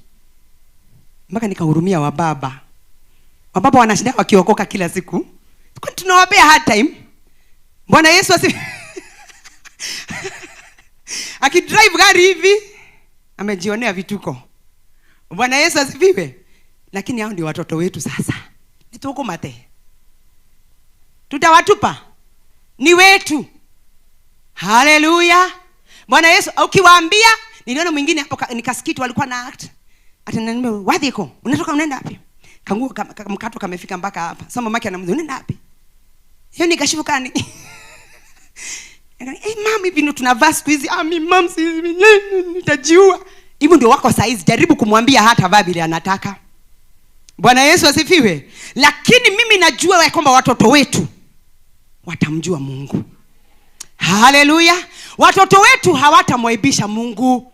Watoto wetu hawatapiga maaskari. Haleluya. Watavaa vizuri. I remember one of my daughter alikuwa penda kuvaa t-shirt kwa America. America sama ikifika watu wanavaa tu vinyasa tumefika hapa. Wow. Hata wewe unaona kitu kubwa. Juu kuna mwingine ataenda hata bila sio kakijasa ako hivyo vingine. Kwa supermarket na ako nyuma yako. Mkihesabiwa hapo hata hana shughuli. Hata hakuna mtu anamwangaliaga twice. Walizoea. Watu kutembea uchi. So my daughter alikuwa anapenda anajifanya hapo. Mimi sikumwambia, aliota dream. Akaniambia mama, Mungu amenikataza kuvaa hizi shorts. Hallelujah. When we pray. Hallelujah. When we pray. Right now siko na wao na najua tu wako salama. Kwa sababu gani? Nimewaombea. Bwana Yesu asifiwe. Hallelujah. So Musa wakati aliingishwa pale kwa burning bush, alikuwa anaingishwa pale ili akutane na Mungu, aanze kuombea watu wao. Hallelujah. Aanze kuwa intercede for them. Kwa sababu sasa walikuwa wameiga miungu ya huko, walikuwa wanafanya tabia za huko, walikuwa hawajui vile Mungu wao anataka. Bwana Yesu asifiwe. Hallelujah. Na ndio maana sasa in our generation Jesus came. Hallelujah. He came and died on the cross to set us free. He came and he reintroduced himself. Just as Moses started to introduce this God to the children of Israel. After the encounter in the burning bush, akaenda sasa kuambia watu wao, huyu ndiye Mungu wa mababu zetu. Na hivi ndivyo wanataka. Bwana Yesu asifiwe. Hallelujah. Yesu akaja, akaanza kutuambia my father alikuwa anatuambia namna gani? I tell you what I hear my father saying. Hallelujah. Bwana Yesu asifiwe. Praise Jesus. So in that generation of that earlier time, you remember that pale penye tumesoma ya kwamba alienda sasa anajaribu kuambia Farao ya kwamba mimi Mungu amenituma, na anasema namna gani? Let my people go. Hallelujah. Akaanza kusema let my people go, but God hardened Pharaoh's heart. Hallelujah. So Mungu anaweza kutuma assignment, unaenda unajaribu kuifanya, lakini bado unakuta haimove. Hallelujah. Unasema si Mungu uliniongelesha, si ulinituma nifanye hii kazi, mbona bado haifanyiki? Mungu bado hajamaliza na wewe. I'm so sure Mungu bado alikuwa anaona Moses bado hajakamilika. Hallelujah. Angetoka vile alikuwa tuna ile experience moja, hangeweza kwenda na hawa wana wa Israeli. So aka make sure and harden Pharaoh's heart so he can continue to show more of his power. Hallelujah. So hicho chenye unapitia, Mungu sio ati hasikii, lakini bado anataka kujitukuza. Hallelujah. Bado watu wenu hawajaona Mungu wako. No marolia. Bwana Yesu asifiwe. Bado haujafika ile kiwango Mungu anataka ufike. That's why you are still feeling I am bound. But the Lord is saying, I'm still working behind the scenes. Continue pressing on. Hallelujah. Continue seeking. Hallelujah. Seek and you will find. Knock and hallelujah. Sisi hu knock mara moja. Una knock ya pili unasema labda ikuwa makusudi ya Mungu. Unaachana nayo. Mungu hataki to give up. Ambia mwenzako, don't give up. Don't give up on your dream. Hallelujah. Moses had a dream. Moses had an encounter. Mimi sijui wewe ulikutana wapi na Mungu. Mimi I had my encounter. Mmesikia nikisema mimi hata ujaribu kunifanya ni backslide siwezi. Because I had my encounter with my Jesus. I know how handsome he is. And I want to go and live with him forever. Hallelujah. I know how much he loves me. Yeye haniangalia na hizo macho. Saa zingine unaweza niangalia nazo. Yeye uniangalia na loving eyes. Kama sasa hiyo nilikuwa kwa sin na bado ananiangalia na loving eyes. Hakuja hapo kiniangalia zile za wena. You know? No. He came and said, I died for you. Hallelujah. I saw his face. Labda bado hujakutana na uso wa Bwana. Natamani usiku wa leo ukutane na yeye. Bwana Yesu asifiwe. No wonder you are giving up because you have not yet encountered him as he is. Kuna watu bado hawana burning bush experience yao. Na ndio maana they are swayed on every side by every wind. Why? Because they refused. Hallelujah. Because they refuse to know who they are. They refuse to listen, to wait. Pale walikutana na Mungu, wagoje, waliokoka sahi kama wamekimbisha miguu. Unaokoka sahi na ushajiongoza. Bwana Yesu asifiwe. Ni lazima ugoje Mungu. Bwana Yesu asifiwe. You have to wait upon God. You have to know what he is saying. Bwana Yesu asifiwe. So Moses alipasu. Mpaka ikafika penye tumesoma Exodus 10. Nani Farao anamuuliza aje, munaenda na nani? Hebu sikia. So wakati unaanza kusema God, I am ready. And the Lord wants to deliver you. Satan is still asking, tutoe kapepo kagani, tubakishe kagani? Bwana Yesu asifiwe. Anamuuliza munaenda na nani? Alikuwa na expect nini? Musa akamwambia tunaenda na watoto wetu, na wake zetu, na mbuzi zetu, kila kitu chetu. Hallelujah. Na yeye akasema namna gani? Endeni tu wanaume. Angalia shetani. Anafikiria ni mjanja sana. Kwa sababu alikuwa anajua ya kwamba the seed carrier is a woman. Hallelujah. Bwana Yesu asifiwe. Hii mbegu ya watoto isipoenda, hawa wanaume hakuna mahali wataenda. Alikuwa anataka kumaliza hiyo generation. Hallelujah. And tonight the Lord wants to deliver us. But saizi kuna maroho za kwenu ambazo bado zinasema wacha mimi nibaki. But tonight we have come to declare, hakuna chochote kinabaki ndani yangu. Hallelujah. Maroho za kwetu ni lazima zote ziende. Bwana Yesu asifiwe. Hallelujah. Alisema hatuachi hata ukwato. Wakati Mungu aliniambia we go and deliver his children, hakuniambia twende tufanye tukomboe huyu tubakishe hii, sijui tufanye hivi tubakishe hii. Hapana, aliniambia go and release them. Releasing them to freedom. So tonight we have come to declare we are going. Saa zingine shetani anasema wewe enda peke yako. Watoto wako wakipotea sio utafika mbinguni. Mimi siachi watoto wangu nyuma. Can you imagine me being in heaven and then my children wanachomeka huko chini? Ndio nishaipelekwa hell na nishaipelekwa heaven. You don't wish hell even for your worst enemy. Hallelujah. It's a place of torment. Bwana Yesu asifiwe. So nilikuwa naiangalia hell hivi. It's a place that I don't even want to speak about it. But now Satan anakudanganyilia ili ubaki na hako kadhambi, because Jesus is coming for a pure bride. Hallelujah.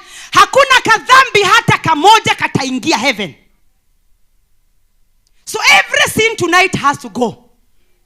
Alimwambia namna gani? Hatuache hata ukwato. Lazima tuende mpaka na wanyama wetu tukamtolee Mungu nini? dhabihu. Haleluya. Bwana Yesu asifiwe. Usiku wa leo tunatangaza ya kwamba mali yetu, vitu zetu zilizoliwa mpaka na nzige, chochote miaka tulipoteza, yote tumekuja kuirecover. Haleluya. Bwana Yesu asifiwe. Tumekuja kutangaza ya kwamba we are not wasting time anymore. Farao, let my people go. Hallelujah. Let Miriam go. Hebu jisemee pako. Taja jina yako. Hallelujah. Mwambie mimi hatuna ushirika na wewe. So Farao akistand in the place of Satan alikuwa anajaribu kunogoneza. Wateule tumefika mahali tunanogoneza na shetani. Tunaambiana tufanye aje hapa? Nikiacha kukupiga, nikiacha kuomba sana utaachana na mimi. Shetani huwezi bargain na yeye. Haleluya. Ukijaribu kubagain na shetani atumwambie hiki kitu kinabaki, wacha nikwambie umejifungulia milango ya attacks. Akibakisha kitu kadogo hapo atakuwa anarusha. Anakuja na hang vitu zake kwa hako kamsumari kamoja. Hallelujah. Tonight we are declaring it's our night to be purified. Nani amebeba maroho za wivu hapa? Tumekuja kutangaza zote zinaenda. Bwana Yesu asifiwe. Jealous spirit. You don't want to see anybody else akiingia kiwango kingine. Wewe rokire ile juzi hana niwe waje kwedu ha. Tuturite ha haidhui. Wewe ndio kumalizana kukata miguu. Kaikwena kiroki ya wiru huko. Na mimi nafikiria sisi wote tumeokoka. Yesu akirudi sasa hatuwezi enda sisi wote. Kuna kawivu. Kaende katika jina la Yesu. Tumekuja kuambia shetani, let my people go. Hallelujah. Bwana Yesu asifiwe. That jealous spirit is witchcraft. Wewe na mchawi hamna difference. Ati bwanako unataka akae vizuri, unasikia kukalia chapati, sasa sijui zinakalia waje. Ni vitu zingine. Unakalia chapati. Ati ndio akisema mwende hivi mnaenda hivi. Akisema akilipwa nasikia pesa anaekelea kwa meza. Wewe ndio unazigawa. Wewe ndio kusema. Ndio watu wasemage they are celebrating 35 years in marriage, lakini kumbe kama mwanaume kalikuwa cabbage. Na ni mtoto wa mtu. Umemfanya cabbage. Na wewe umezaa. Na unafikiria hata wewe utakuwa maisha mazuri. We rebuke that spirit in the name of Jesus. Hallelujah. Tumesema we are not murderers, because witches are murderers. That is why I told you as intercessors, you don't murder people. You fight with the Bible says we don't fight against flesh but against principalities in high places. Hallelujah. Bwana Yesu asifiwe. Ukiona amekushinda ama unaona kifo, ondoka. Watu waseme wewe unajipenda ama sijui nini, but don't kill someone. Sasa utaua wangapi? Bwana Yesu asifiwe. Tonight we are declaring that our lives are changing. Bwana Yesu asifiwe. Nimetumwa hapa kutangaza ya kwamba the Lord is coming for a pure bride. You read in the book of Revelation, the Bible says that my people come out of her, my people. Hallelujah. Ni lazima tujitenge na haya yote. Lazima tukue watofauti. Bwana ametengeneza safina, na hii safina inaingiwa na wale peke yao walio watakatifu. Hallelujah. Bwana aliniambia huu mwaka there will be a distinction between the righteous and the unrighteous. The Lord told me that everything that was hidden will be exposed this year. So whatever you are doing in the darkness and you have been doing in the secret, it shall come in the open. You better repent before it's too late. You better turn to Jesus. Hallelujah. Huu ni mwaka ambaye Bwana ametuita na ili tukawe kile ambacho alikusudia tukawe. Kwa nini uzuilie mwingine kuingia mbinguni? Kwa nini ujizuilie? Ukizuilia mwenzako na wewe unajizuilia. Moses hakuwa anajipenda, alipenda wengine. Ni lazima uwe, kwa sababu tonight the Lord will raise many Moseses here. Hallelujah. Who will be deliverers? They will deliver their families. They will go and deliver nations. They will go and deliver kingdoms. Hallelujah. Wafunguanishe miji, watatumwa mataifa waende wakaachilie. I remember when the Lord sent me to Las Vegas. That is a city of sin. Bwana Yesu asifiwe. Nilikuwa nimepelekwa tu na pastor mwingine best yangu classmate. Akaniambia twende, tulikuwa California, akasema let's go on a drive. Twende niwaonyeshe Las Vegas. So we went there. It's a place where people walk naked. For real. Huku mnasema watu wanatembea uchi. Ukienda huko utaona watu wamevaa huko. So I was watching, ninatembea hivi tukijiangalia juu huko watu wanatembea usiku. Kwa sababu ya joto, usiku ndio kunakuwa mchana. Lights usiku kunakuwa kama mchana, ma lights zimejaa kila mahali. It's very beautiful city. So tulikuwa tunatembea tukijionea. But I remember tulifika mahali tu tunajiangalilia. Mimi nikafika mahali nikajipata nimepiga magoti kwa streets. Ninaona vile watu wanapeana tukaratasi hivi ni twa sex na namba yake. Hivyo ndio wanauzaga their bodies on the streets. Nakutana hivi anakupea kadi na namba yake. Hivyo nikajipata mahali homosexuals are walking naked. Yani Sodom. Kama unajua yani huko ni Sodom. Mimi nilifika mahali nikajipata mahali nimepiga magoti. Nimelia. Nikasahau nilikuwa nimeenda kujienjoy. Mpaka tunasema twende tukajionee rugby. Kenyan walikuwa wamekuja kwa wanje wanaenda Las Vegas. So tukasema twende, mimi napenda rugby. There was a time nilikuwa team manager wa MKU rugby team. So nikasema wacha twende mimi nilisahau nimeenda kujione. Call yako wakati iko ndani yako. Hallelujah. Nilipiga magoti nikaanza kulia. Wale mapasta tulikuwa nao ni maclassmate wangu wawili. Ni mapasta hata wao. Waliniangalia kwa Miriam. Nikaanza kulia. Nikalia. Wakaenda wakasimama kama pale wagojeni maliziwe. Nikalia. It was not me. Mimi nilipiga magoti nikaanza kusikia Holy Spirit akigroan in me. Anasema, Miriam, these are my children. I love them so much. Imagine Yesu awaangalie na chuki. Anasema, Miriam, do you know how much I love them? Who will I send here, Miriam? Ni nani atakuja kuwakomboa? Nikituma watumishi wanakataa kuja. Miriam, if I send you, will you come? Ndivyo ananiuliza kama nimekaa hapo chini, ninalia. Nikamwambia, yes Father, I'll come. The Lord sent me again 3 more times. Sasa ananiambia hizo venye unaona wakipeana tukadi hivi na wewe andika. Tumeandikwa Bible verses. Simama mahali kwa streets wape. So nilikuwa nawapea, wakienda wanasoma hivi John 3:16. Unaona amekirushanisha. Anakituma mwingine anarusha kwa bag. Hallelujah. Wengine mpaka wanatukwambia pray with me, my mama is a prayer person but I'm lost. Bwana Yesu asifiwe. So I went there 3 times to deliver Las Vegas. And that is the way that I operate, even going to nations. As a Moses. Hallelujah. As a deliverer. Hallelujah. Bwana Yesu asifiwe. So tonight the Lord, I want to release that spirit upon you. So that when you go to a place, don't be judging people. Wacha kwenda pale kujudge watu.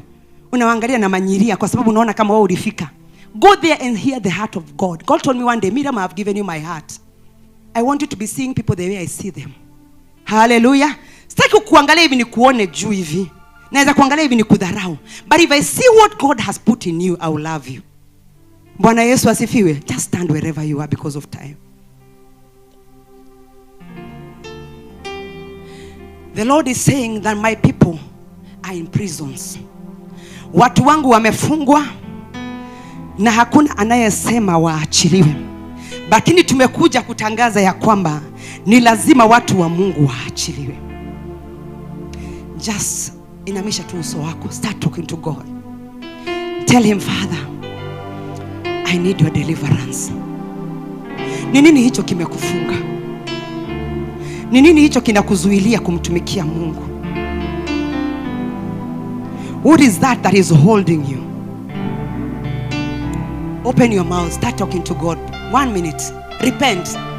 This is a night of repentance. The Lord cannot visit you in sin. The first thing you do is to denounce your sins. Ebu angalia ni nini hicho Yesu akirudi leo. Because the other night I had a dream of rapture. Na Mungu akanionyesha vile kutafanyika kwa wale watu watabaki. Mimi msisumbukage na mimi kwa sababu mimi ongea mnaweza fikiria Yesu anarudi kesho. But it is because of what he shows me in dreams. I always see him coming back. And let me tell you, wengi hawataenda. Wengi wanasindikishana. Kwa sababu mioyo yao ni michafu. Uko hapa na kinia kingine, wewe unajua kile kimekuleta hapa. Haukuja kutafuta Mungu. Ulikuja kutafuta mtumishi wa Mungu. Ulikuja kuniona. Uone kama watu wa Amerika ni weusi ama ni weupe. But let me tell you, The Lord has called you to come and seek him. Kneel down wherever you are for 1 minute. Just kneel down and cry to the Father for mercy. Mwambie, forgive me Lord. 1 minute. Just tell the Lord, forgive me Lord. Maybe you have been a murderer. Ni watu wangapi ukifika heaven utaonyeshwa umeua? How many people have you killed in your prayers? Did the Lord call you to kill his children?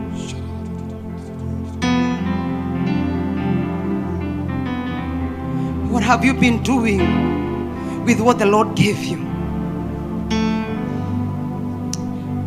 What have you been doing? Roho ya bitterness kwa sababu ulikosewa, umekataa kuwaachilia. Nani huyo alikukosea? Waliniambia with that forgiveness you are not going anywhere. Forgive them. That's why you are bound. Tell the Lord, forgive me Lord. Tell the Lord, forgive me Jesus. I repent. I renounce of my sins, Lord. Forgive me, Lord. Have mercy upon your children. Have mercy upon me, Lord, in the name of Jesus. I cry to you, my God, mercy. Tell the Lord, have mercy, Lord. You died for me. Lord, the God is not judging you. It doesn't matter if you murdered. It doesn't matter if you prostituted. The Lord still loves you. Bwana amesahau maovu yako. Alisahau yale ulitenda. Na hakuulizi, anasema mwanangu nitumikie. The Lord wants to set you apart for himself. But the enemy keeps lying to you that you are not complete. Tell the Lord, forgive me, Jesus. I return to you, my Jesus. Father, forgive me. Forgive me, Lord. Forgive your children. Name those sins that have been hindering you from praying. The Bible says that if you have a debt na your brother, usikuje hapa kama bado kuna mtu umekosana na yeye, bado hujakubali kumsamehea. Siku moja nikahava dream, nikaona nimeachwa na rapture. Nilikuwa nimelala nimekasirika. Mungu akaniambia, my daughter, I love you so much. I would not want you to miss rapture. But if I came tonight because you slept angry, I would have left you. And the Lord told me, Miriam, always forgive before you sleep. Remember if I came tonight, my daughter, I would have left you.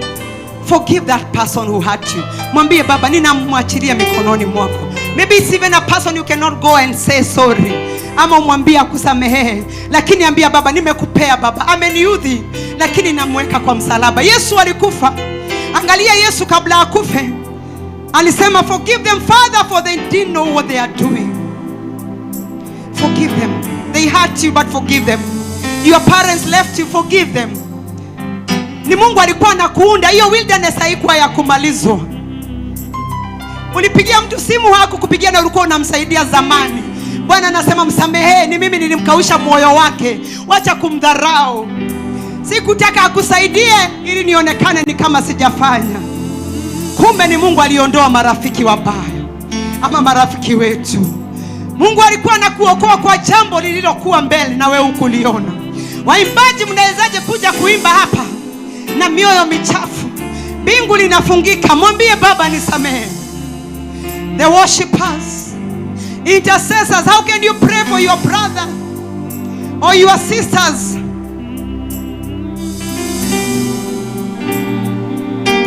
Sema mahali ulipo, sema Bwana Yesu, nisamehe, nimeasi mbele zako, nihurumie, nioshe kwa damu yako, nitakase, nifanye kiumbe kipya.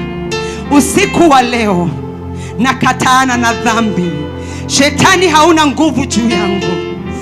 Mimi nitamtumikia Yesu na kila kitu kilicho changu. Katika jina la Yesu nimekombolewa, nimeokoka.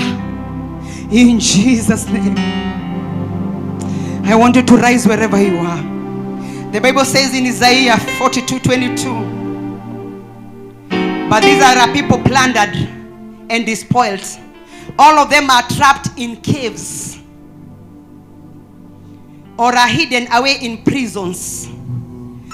They have become a prey with none to deliver them, and a spoil with none to say, give them back. But tonight we want to say, give them back. Umenyang'anywa vitu zako, umekuwa umenyamaza. Sasa fungua kinywa chako. anza kupigania hatima yako sasa. Nataka tuingie kwa warfare for a few minutes. In the name of Jesus. Start declaring, siendi, siachi. Unafika wakati wa kuvuna matunda. After toiling, then the enemy comes and a plaque. Tangaza, siachi. Utajiri wangu. You have been in a cave, but declare, sikai kwa hii cave tena. I refuse to stay in this prison. It is my time of release. Tonight is number 7. 7 is the number of completion. You are completed. Mapepo yamejaza kikombe cha ghadhabu ya Bwana. Maadui wako wamejaza kikombe cha ghadhabu ya Bwana. Na Bwana amesema usiku wa leo, let my people go. Mungu amekasirika, na ndio maana ametumana na hili neno ya kwamba ni lazima watu wake waachiliwe. Umekuwa mateka wa dhambi kwa muda mrefu. Ukijaribu kuomba hauingii mahali. Tangaza, I release my life. I release my destiny. Ninakataa kuwa mateka wa dhambi. Ninakataa oshana rekaba. Nakataa kuzuiliwa. Nakataa kugandamizwa. Funguanisha ndoa yako. Funguanisha watoto wako. Wamekuwa mateso. Wameingia kwa dhambi. Tangaza, siachi my son. I'm not leaving my son behind. I'm not leaving my daughter behind. Satan, let my people go. Declare it now. The Lord is here. I see the warring angels. Enaba, Riashaka, Ribakona Yazea, Riasheke Yaza, Rekaba. Is the time of the release. Enaba, every prisoner holding my people, let them go now. Let them go now. Let them go now. Ribashanaba, Riakonaba, Riasheketa. I release my destiny. Nafunguanisha mali yangu, nafunguanisha familia yangu, nafunguanisha jamii yangu, nafunguanisha huduma yangu, uombezi wangu. Nakataa kuzuiliwa kuomba. Nakataa. Baba, waombezi jifunguanisheni. Niliona kwa ndoto waombezi wakifika kuomba wanalala. Niliona kumeachiliwa roho ya slamba, roho ya weariness. Wanashindwa kuomba. Kataa kuja kwa kesha kulala. Kataa umeacha kitanda chako kuja kulala kwa kesha. Kataa riba. Release your destiny. Release your life now. Declare, I have to go and serve my God. I have to go. Chochote kimewekwa alama yako, lazima uende nacho. Kataa blanketi ya kiroho. Mwimbaji, nyimbo zenye Mungu anataka kuwapea ni nyimbo za malaika. Wachungaji, hicho kiwango mlicho ndani yake, Bwana anasema this is not it. You have to be released. Eshana wakaba rekayazea. Wachungaji wanafika kiwango wanashindwa kuendelea. Declare, riba, mitego wamenitegea na itegua. Tangaza sasa, barriers wamekuwekea zinaondoka. Limitations za maisha. Riba, riashaka, riba. How can you release others? Unawezaje fungua wengine kama wewe ni mateka? Funguanisha maisha yako. In the name of Jesus. In the name of Jesus. Declare, I am free now. I want us now to start releasing our children. Wamefungwa na ushoga na ukahaba. Tutangaze waachiliwe. Generation zetu tuingie kwa mataifa, tuwafunguanishe. Funguanisha watoto hata kama hauna. Funguanisha watoto wa familia zenu. Funguanisha watoto wa mataifa. Funguanisha kizazi hiki. Riba, that is not fear God. We release them now. We release them now. We release their destinies. Riba yazea, riasheketa, rakaba, rekayazea, rakaya. Funguanisha makazi. Funguanisha taifa. In the name of Jesus. Release our leaders from the demonic agenda. Release families. Ndoa zimenajisiwa, zifunguanishe sasa. This is the night of freedom. We have come to declare. We are going. We are marching. It doesn't matter what the enemy plans. We have to go. Ria Shakaba. riakonaba ena shariba ena koriazea rakabayazea rekaba ribashana. Wengine ni mateka wa magonjwa, tunakemea hayo magonjwa. Diabetes go, blood pressure die, arthritis die. Break your power now. Every witchcraft against the house of God, against our lives, break your power now. Go. Rabba, Ria Shakaba, Ria Konaba, Riba Shaka Yazea, Riba Kona Yashiri Yazea, Rekaba Shaka Yazea, Rekaba Konaba, Rekaria Shana. Nataka sana tufunganisha haya madhabahu. There's a big agenda for this altar. Unaona tu madhabahu hapa, lakini call ya hii ministry ni kubwa sana. Nataka sasa tuanze kufunganisha mtumishi wa Mungu, tufunganishe hii huduma, tufunganishe watenda kazi. Mahali kumekuwa kumekwama, tumekuja kutangaza a release now. Kuna wachawi walitumwa mahali hapa wakapanda magugu. Tunasimama kama Yeremia, tunang'oa na kuharibu na kuteketeza kwa moto. Break your power now. Release shaka ribanta. Achilia mtumishi wa Bwana. Maombi mabaya yamepambwa, we destroy them now. Minyororo tunaikatakata, nira zote tunazivunja. We declare, let him go, let him go. We release his family, we release his children, we release his life, we release his richness. We release the workers in this altar. Shetani akishindwa kutumia mtumishi wa Mungu, anatumia watenda kazi. Wacha tutangaze watenda kazi wa haya madhabahu hawatatumiwa na shetani. Tunatangaza hawatatumika, hawatamzuilia Musa kufika katika jina la Yesu. You will not make him angry, you will not make him miss his destiny. Fire, fire, fire, fire.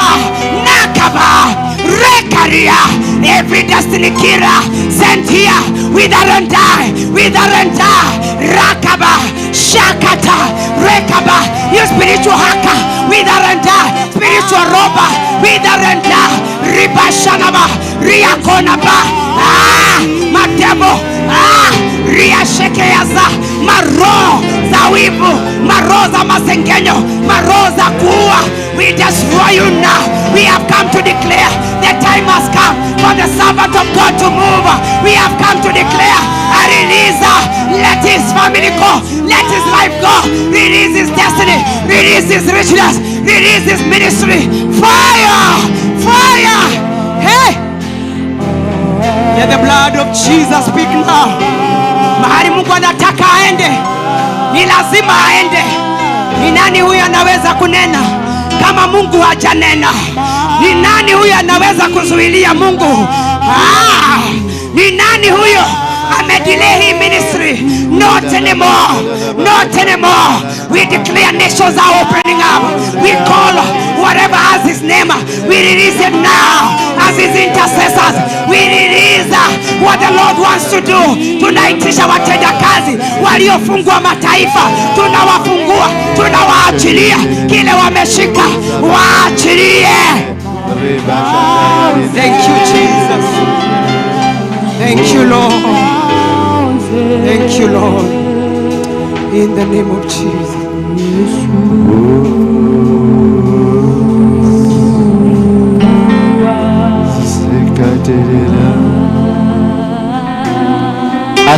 As we are in the same mood,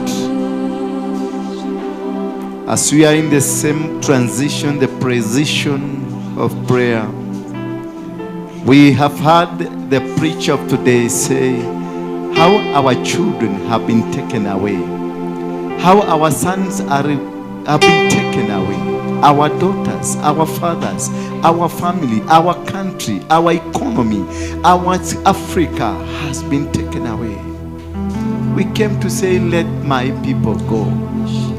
We came to set our Africa free. We came to set our children free. Yes. We came to set our economy free. Yes. We came to set our country free. We came to set our country, our nation, our church, the church of Christ, to be free.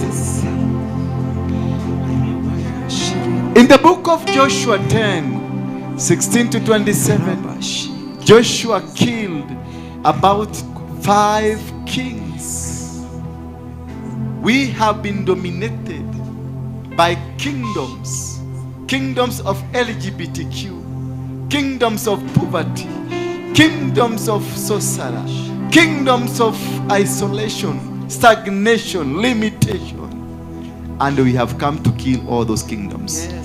In the mighty name of Jesus Christ, I declare that all these kingdoms that have been dominating, I set our children, may it be the boy child, the girl child, the father, the mother, I set them free in the mighty name of Yeshua HaMashiach. Africa, the cradle of mankind. Africa, the cradle of mankind. You were raped, you were taken away, you were destroyed, you were dismantled, your history was stolen. I bring back your history to you, Africa.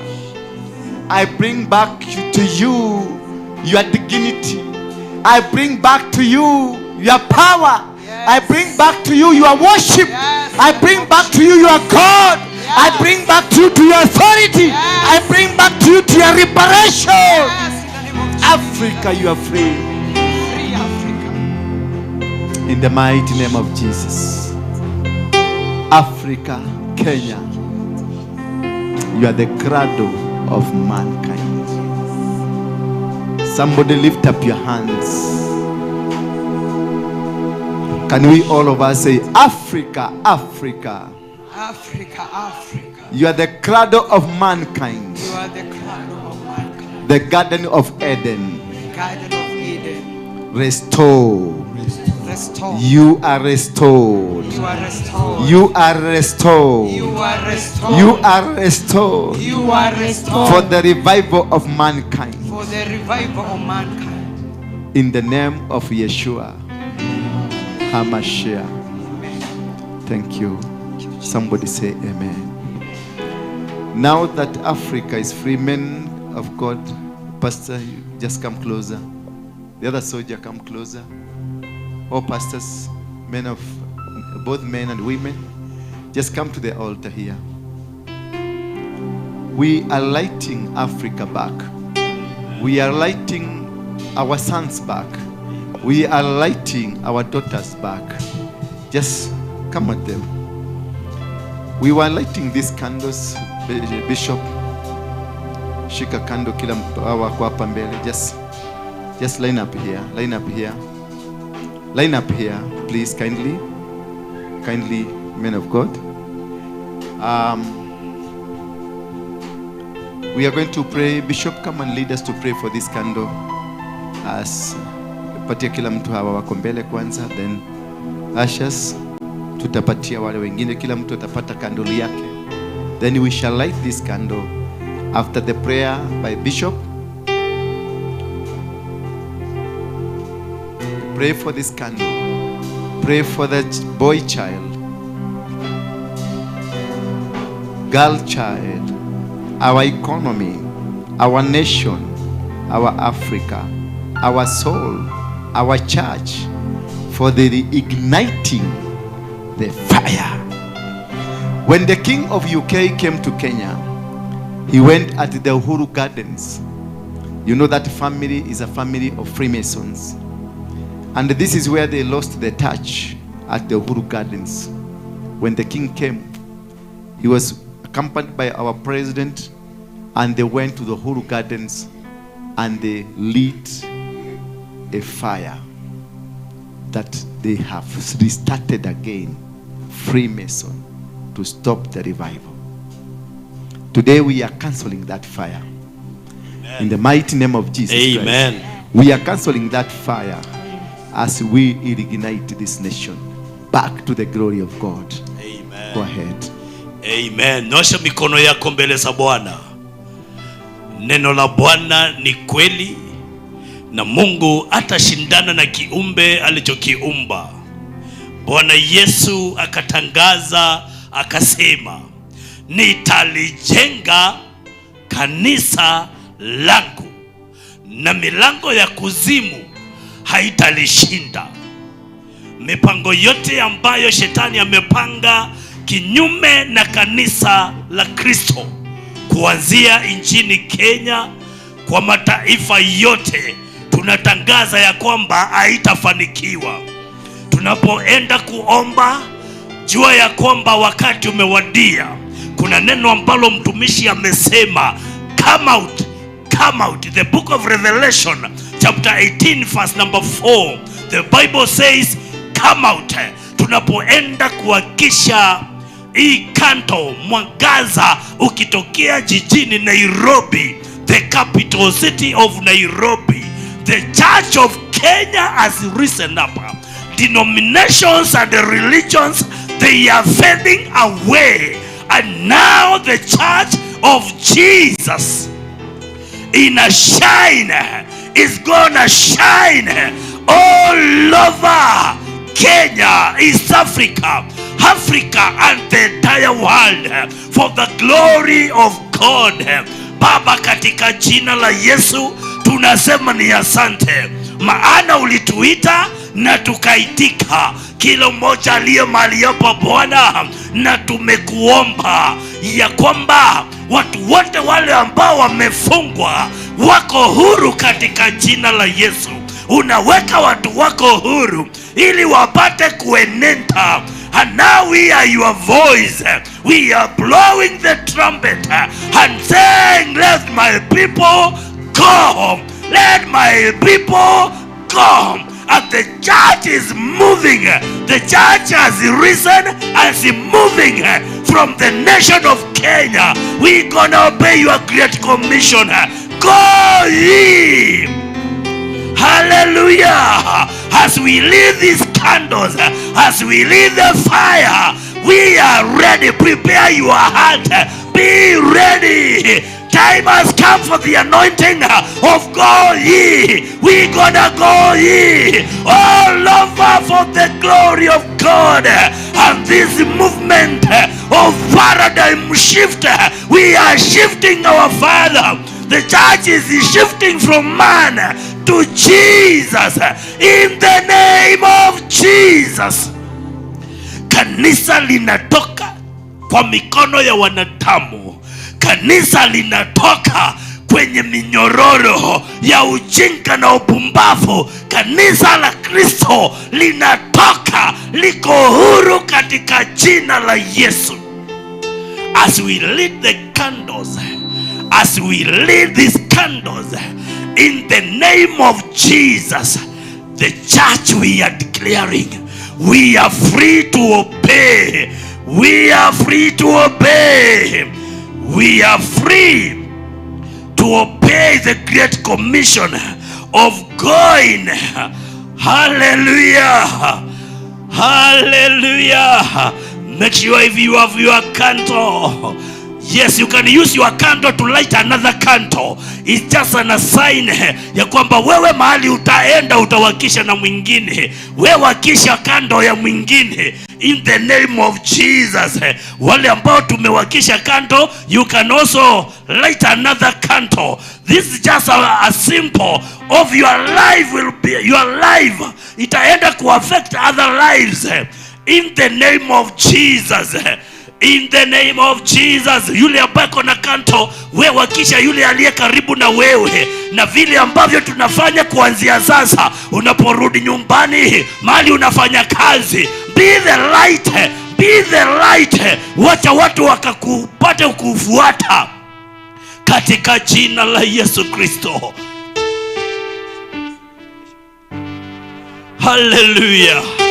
I want somebody who can lead us as we sing this song, our national anthem. Nani hapa anatuongoza huo wimbo? As we sing, lift it up Kenya. Yes, somebody to lead us. The national anthem of Kenya.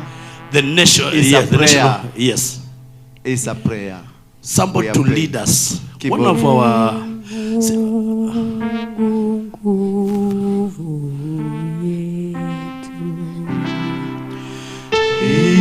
Ilete baraka kwetu, akiwe ngao na mlinzi, na tukae na uhuru, amani na uhuru, raha tupate na ustawi.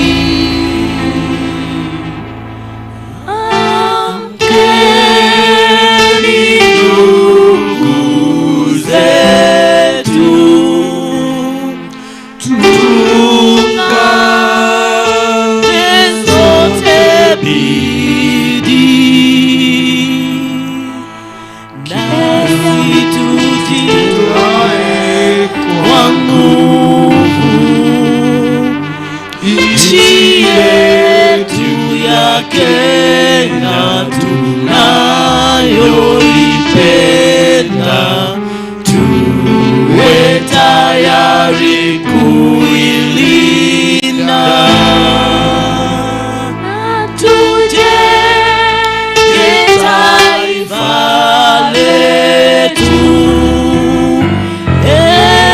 ndiyo wajibu wetu. Kenya istahili heshima,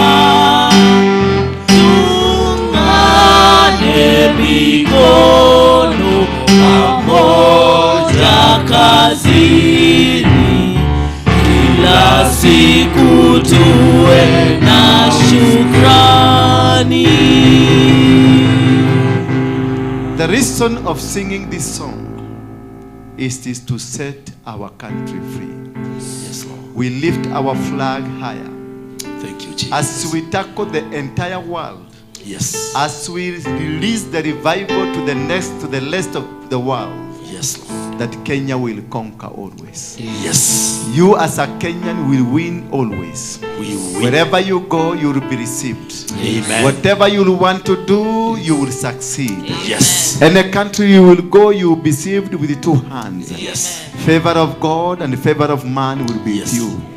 Our brothers and sisters in diaspora, they are going to succeed. Yes. They are going to win battles. Yes. They are going to be successful. Yes. They will never be defeated. Yes. We lift this candle also for the sake of Haiti. Yes. Haiti, those are our brothers. Yes. They are the first nation to attain independence from the colonial government. In 1816, that is when they chased the white man and they released themselves from the bondage. Kenya was the first country to lift up a gun and fight the colonial government. That is why we have a good relationship and a historical relationship and a spiritual relationship with Haiti. Haiti, from today, yes, you are free. In Jesus' Haiti, you don't need an army. Yes. You need the word of God. Yes. You need the Bible. Yes. You don't need a gang. Yes. You don't need a gang leader. Yes. Or a crude leader. Yes. Or somebody who is not of God. Yes. You need the Bible. Yes. Haiti, you shall prosper. Haiti, you shall win every battle. Haiti, you shall conquer. The enemy is under your foot. In Jesus' name we pray. Amen. Now open up your lips. Pray for your family. Pray for your business. Pray for your church. Pray for your pastor. Pray for everybody around you. Pray for your children. Just open up your lips. The heavens have opened. Bingu imefunguka. Bingu imefunguka. Achilia kile kitu unataka. Kama biashara yako ilikuwa imefungika, bingu imefunguka na inasema iko tayari kukupatia biashara. Kama walikuwa wamekuiba chochote, bingu imefunguka. This is the time to give you a sacrifice.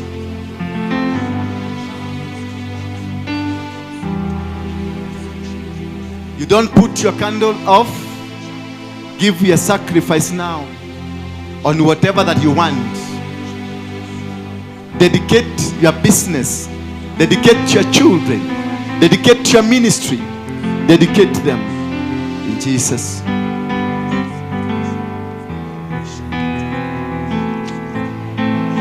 Bring all your sacrifices here, your gifts and the sacrifices. Just place them where I have placed there. Just come, get in. Get in, put there.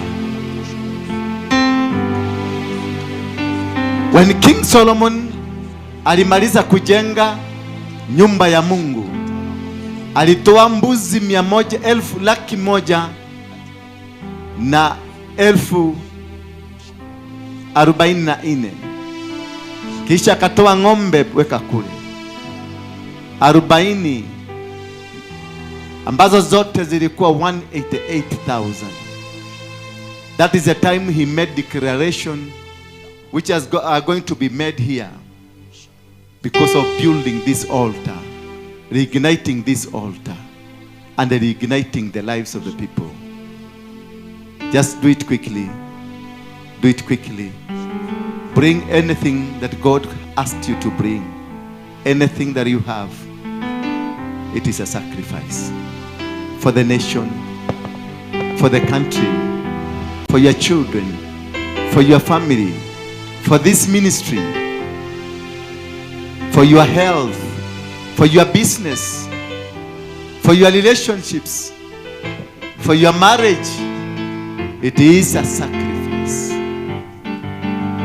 The way you have lit and lifted your candle, that is how your life will become. Bring here all your sacrifices. This is the mountain of God. Place it here. Place it here. All those people using the pay bill, this is, you can use 247 the pay bill, 935 035. 247 pay bill, and the account is 935 035. Wherever you are watching us from, on your screen there is the pay bill numbers, the 2 pay bill numbers you can use. You can also use the number 0722 239 555. That is sending money. Be partaker of what God is about to do now.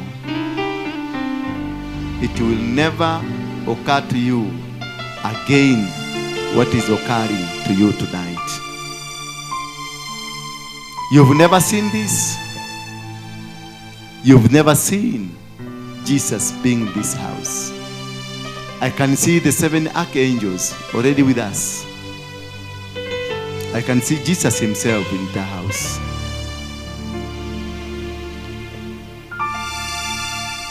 Man of God, you can lead us in making declaration. When Solomon built that temple and he offered a sacrifice, he made declaration. He told God, if your people make a mistake and they sin against you, and then they find time they come to this temple, they lift up their hands, God, wherever you will be, hear their cries. Amen. Nyosha tu mikono. Nyosha your candle. Lift up your candle. Lift up vizuri. Just lift up your candle before the Lord. Oh, thank you, Lord. Thank you, Jesus. We are making decrees this morning in the name of Jesus. In the mighty name of Jesus. Hallelujah. Shukuru Bwana, shukuru Bwana. Fungua tu kinywa chako, mwambie Bwana asante. We shukuru Bwana, mwambie Bwana asante, maana inafanyika. Kile ambacho tunaenda kukisema mali hapa kitafanyika katika jina la Yesu Kristo. katika mahali hapa neno la Bwana limekuwa likinenwa, ujumbe wa Bwana umekuwa ukiachiliwa ya kwamba Bwana Yesu anajenga kanisa lake na ni wakati wa kuhamisha. It's time for a paradigm shift, and we are declaring this morning, we are in agreement this morning that Jesus, you are building your church. We want to thank you, and Father, in the name of Jesus, we are thankful and we are grateful for gathering us together. And now in the name of Jesus, we want to declare church paradigm shift. The church is shifting from the man empire, from the empires of men to the church of Jesus. Mabadiliko kutoka kwa kanisa ya wanadamu, kanisa ya mijengo, tu kanisa ambalo ni mwili wa Kristo. Tunatangaza ya kwamba kanisa Kenya imeamka. We decree that the church in Kenya has risen. We want to declare that the church is set free. We want to declare that the church is free to go ye. Church of Jesus is free to go ye to the entire world. The church in Kenya to fulfill the mandate that the God you have given to the church in Kenya to be a father to other nations. We want to declare that Kenya is sending missionaries. Kenya is sending missionaries. Kenya is sending missionaries to Europe, all over the world, to preach the good news. In the name of Jesus, we declare that the nation of Kenya is free from bondage. We decree and declare Africa is free in the name of Jesus. We declare families, they are free. We declare our youth, they are free in the name of Jesus. Father, we thank you. We are in agreement and we want to declare that our youth are free from the spirit of LGBTQ and all other things and all other bondages. Our youth are free. Our youth are free. Our youth are free in the name of Jesus. Our Father, we thank you, and in oneness we want to declare the businesses of your people. The businesses are free. We said the business of Christians to be free in the name of Jesus. Father, we want to declare brothers and sisters, they're going to have business ideas. We download business ideas. All the ideas that has been locked, good ideas for business, we are setting those ideas free. Oh yes, in the name of Jesus. Father, the nation of Kenya is free to fulfill our mandate, to fulfill our God-given mandate in the name of Jesus. Father, I want to declare a restoration revival. We declare restoration revival. You are restoring the church back to yourself. You are restoring the church back to the foundation. Jesus, you are the foundation. And we want to declare that the church is coming back. We decree and declare the church is coming back to the foundation, to the rock, which is Jesus. We declare that the church in Kenya will lead the fire of the gospel to the entire world in the name of Jesus.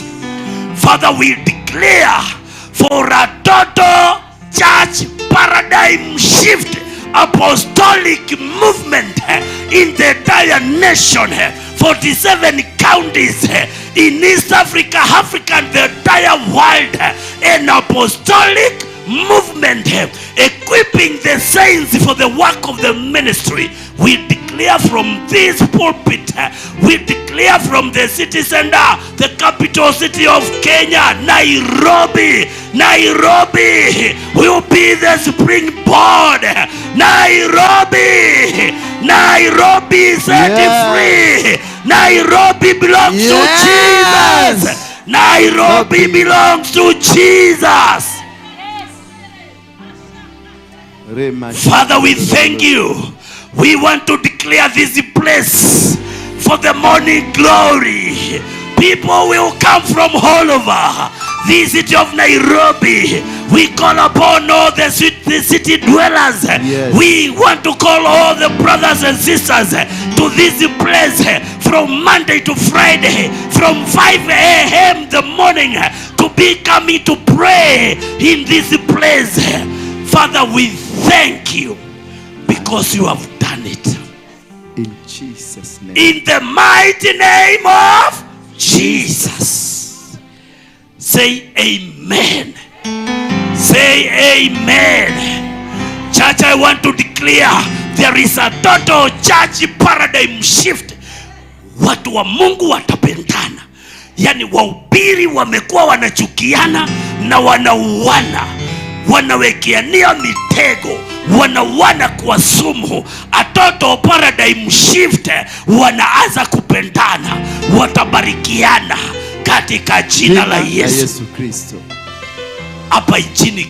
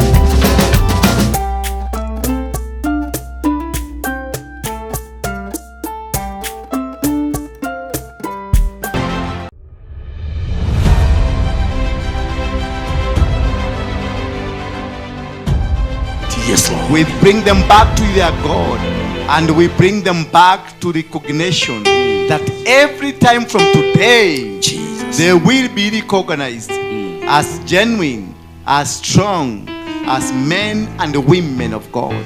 They are not ever going to be used as niggers, people useless, for drugs, for confusion, for killing one another. They have been killed like rats in America. We set them free. Yes. We set them free. Yes, Lord. I set them free. Yes, Lord. I set them free. Yes, Lord. All presidents of Africa. Yes.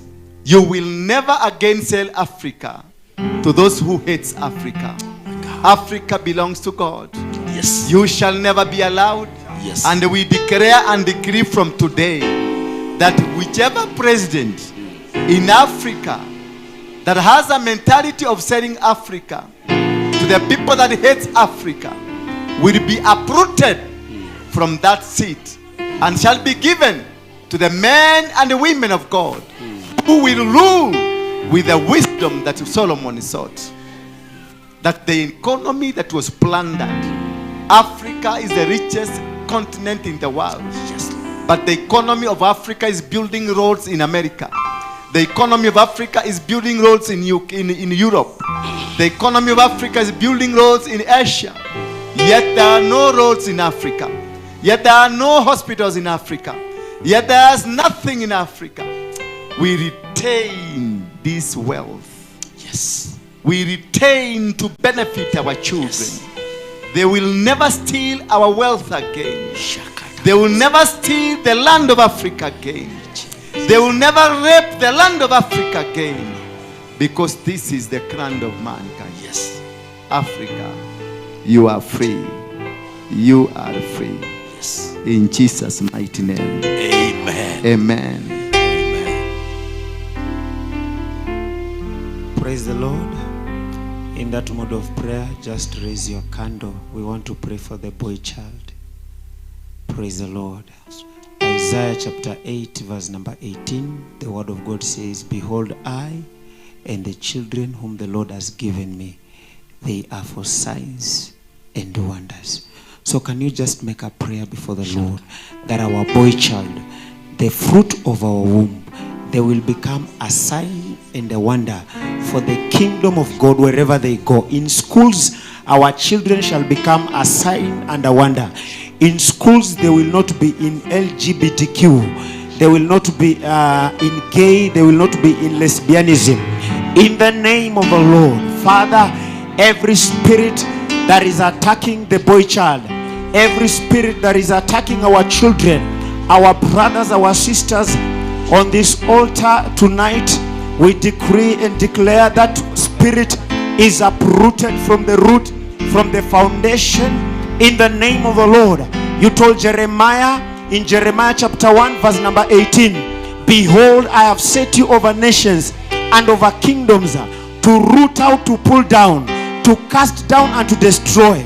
Right now, Jehovah, every spirit that is attacking the boy child, attacking our children, the fruit of our womb, right now on this altar, as we raise this candle, we decree and declare the Spirit of God will take over. The Spirit of God will take charge from now in the name of the Lord. Father, we pray for cleansing of our institutions, in school, in colleges, in university, wherever our children are. We pray the Spirit of God, the Spirit of wisdom, the Spirit of knowledge, the Spirit of counsel, the Spirit of fear, the Spirit of understanding that comes from God will rest upon them in the name of the Lord. The Bible says all our children shall be taught of the Lord, and great shall be the peace of our children.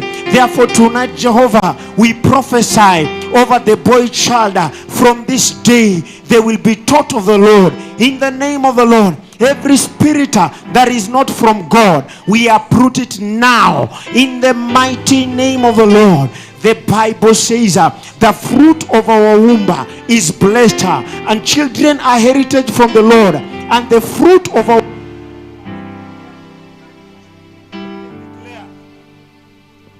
we decree and declare the boy child, they shall arise and shine, for their time has come in the name of the Lord Jesus. Every spirit that is suppressing the boy child, that they may not serve you, we pray on this altar tonight. The boy child, they will arise and serve the kingdom of God, because they are the chosen generation. We prophesy on this altar tonight, as we lift this candle high, we decree and declare the boy child, they are the chosen generation, the royal priesthood, the holy nation, peculiar people, chosen forth to show the praises of him that called them from darkness into marvelous light. Therefore, every darkness, every spell that has been cast over the boy child on this altar, on this auditorium, we decree that spell will not stand, neither come to pass, in the mighty name of the Lord.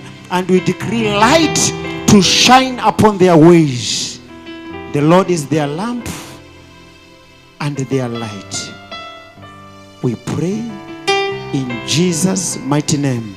We pray and we give thanks. Amen. On that note, let's pray for the girl child and our businesses. Father, in the mighty name of Jesus Christ, we thank you and we bless you and we give you the glory. Father, we magnify your name. There is no other God like you, Lord. Father, we are standing on this place, oh God. Oh Lord, as another rusty mouth of the mouth of God, to to prophesy in the name that is above every name. Father, about our children, our daughters, oh my God. Father, we decree and we declare in the name of the Lord, no plan, no schemes of the enemy by any means shall my Father touch our girls in the name of Jesus.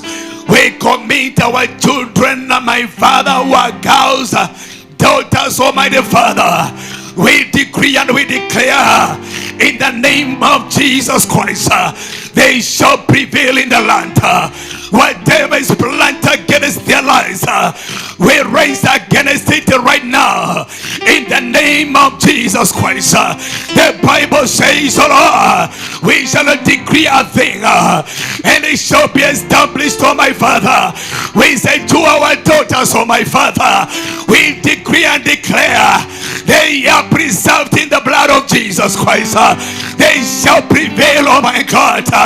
They shall amount, oh my Father, in the name of Jesus Christ. The Bible says, oh my God, the seed of the righteous is blessed. We decree and declare by the power that raised Jesus from the dead, oh, our children are blessed in the name of Jesus Christ. No weapon shall be fashioned against their lives that shall prevail in the name of Jesus. We decree and we declare it is well with our children, our daughters, oh my Father. They are preserved of the Lord. Every voice is sovereign pit of the hell shall never prevail against them in the name of the Lord Jesus Christ. Father, we praise you and we honor you. We are praying because of the jobs in this country in the name of the Lord. We are declaring an open doors, oh my God. The Bible says, oh my Father, we shall decree a thing, it shall be established. We are opening the doors right now of jobs, Almighty King of Glory. They are those, Almighty God, they have no jobs, oh my Father. They are, my God, they don't have food to eat. They have nothing to eat. Lord, my Father, we release supernatural provision upon their lives in the name of the Lord. The Bible says, he who gives food to the eater gives even the seed to the sower. The Lord Almighty, let there be now food in this country. Let there be the Bible says that Lord Almighty Father, we shall be satisfied in the Lord Jesus Christ. Father, we decree and we declare your people are coming out from every spirit of poverty, from every man of oppression, every spirit of yes, oh my God, of corruption. We bring it down to the obedience of Christ. We destroy it right now and we declare, Jehovah God, it is well, my Father, with your people in the name of Jesus Christ. We worship you and we bless you. We honor you because of our prayer in Jesus' precious name. And everybody shout a better amen. Amen. Now let us celebrate. You can place your candle mahali chini. Don't usizime. Hawa wako kwenye hapa, leteni hapa mbele. Wekeleni hapa. Just place it here. Then our praise and worship team. Let us celebrate.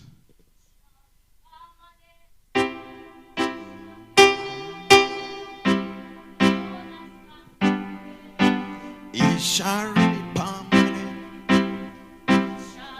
permanent. It shall be permanent. What the Lord has done for me, it shall be permanent. It shall be permanent. It shall be permanent. What the Lord has done today, it shall be permanent. Say, it shall be permanent. It shall be permanent. What the Lord has done for me, it shall be permanent. It shall be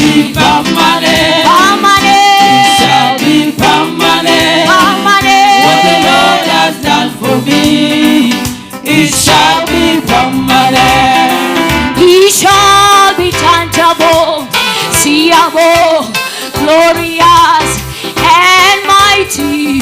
What the Lord has done today, He shall be permanent, permanent, permanent. Declare, He shall be permanent.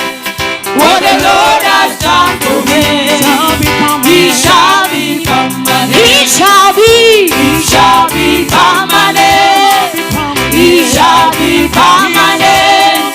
What the Lord has done for me, He shall be permanent. He shall be permanent. Say to yourself, He shall be permanent. What the Lord has done for me, He shall be permanent. Oh Lord, my God, how excellent is your name. Oh Lord, my God, how excellent is your name. Oh Lord, my God, how excellent is your name. Oh Lord, my God, how excellent is your name. Oh Lord, my Father, how excellent is your name. Oh Lord, Yahweh, how marvelous is your name. We say, oh Lord, my God, how excellent is your name. Oh Lord, my God, how excellent is your name. Oh my King, my Redeemer, how excellent is your name. My lifter, my helper, how excellent is your name. Say, oh Lord, my God, how excellent is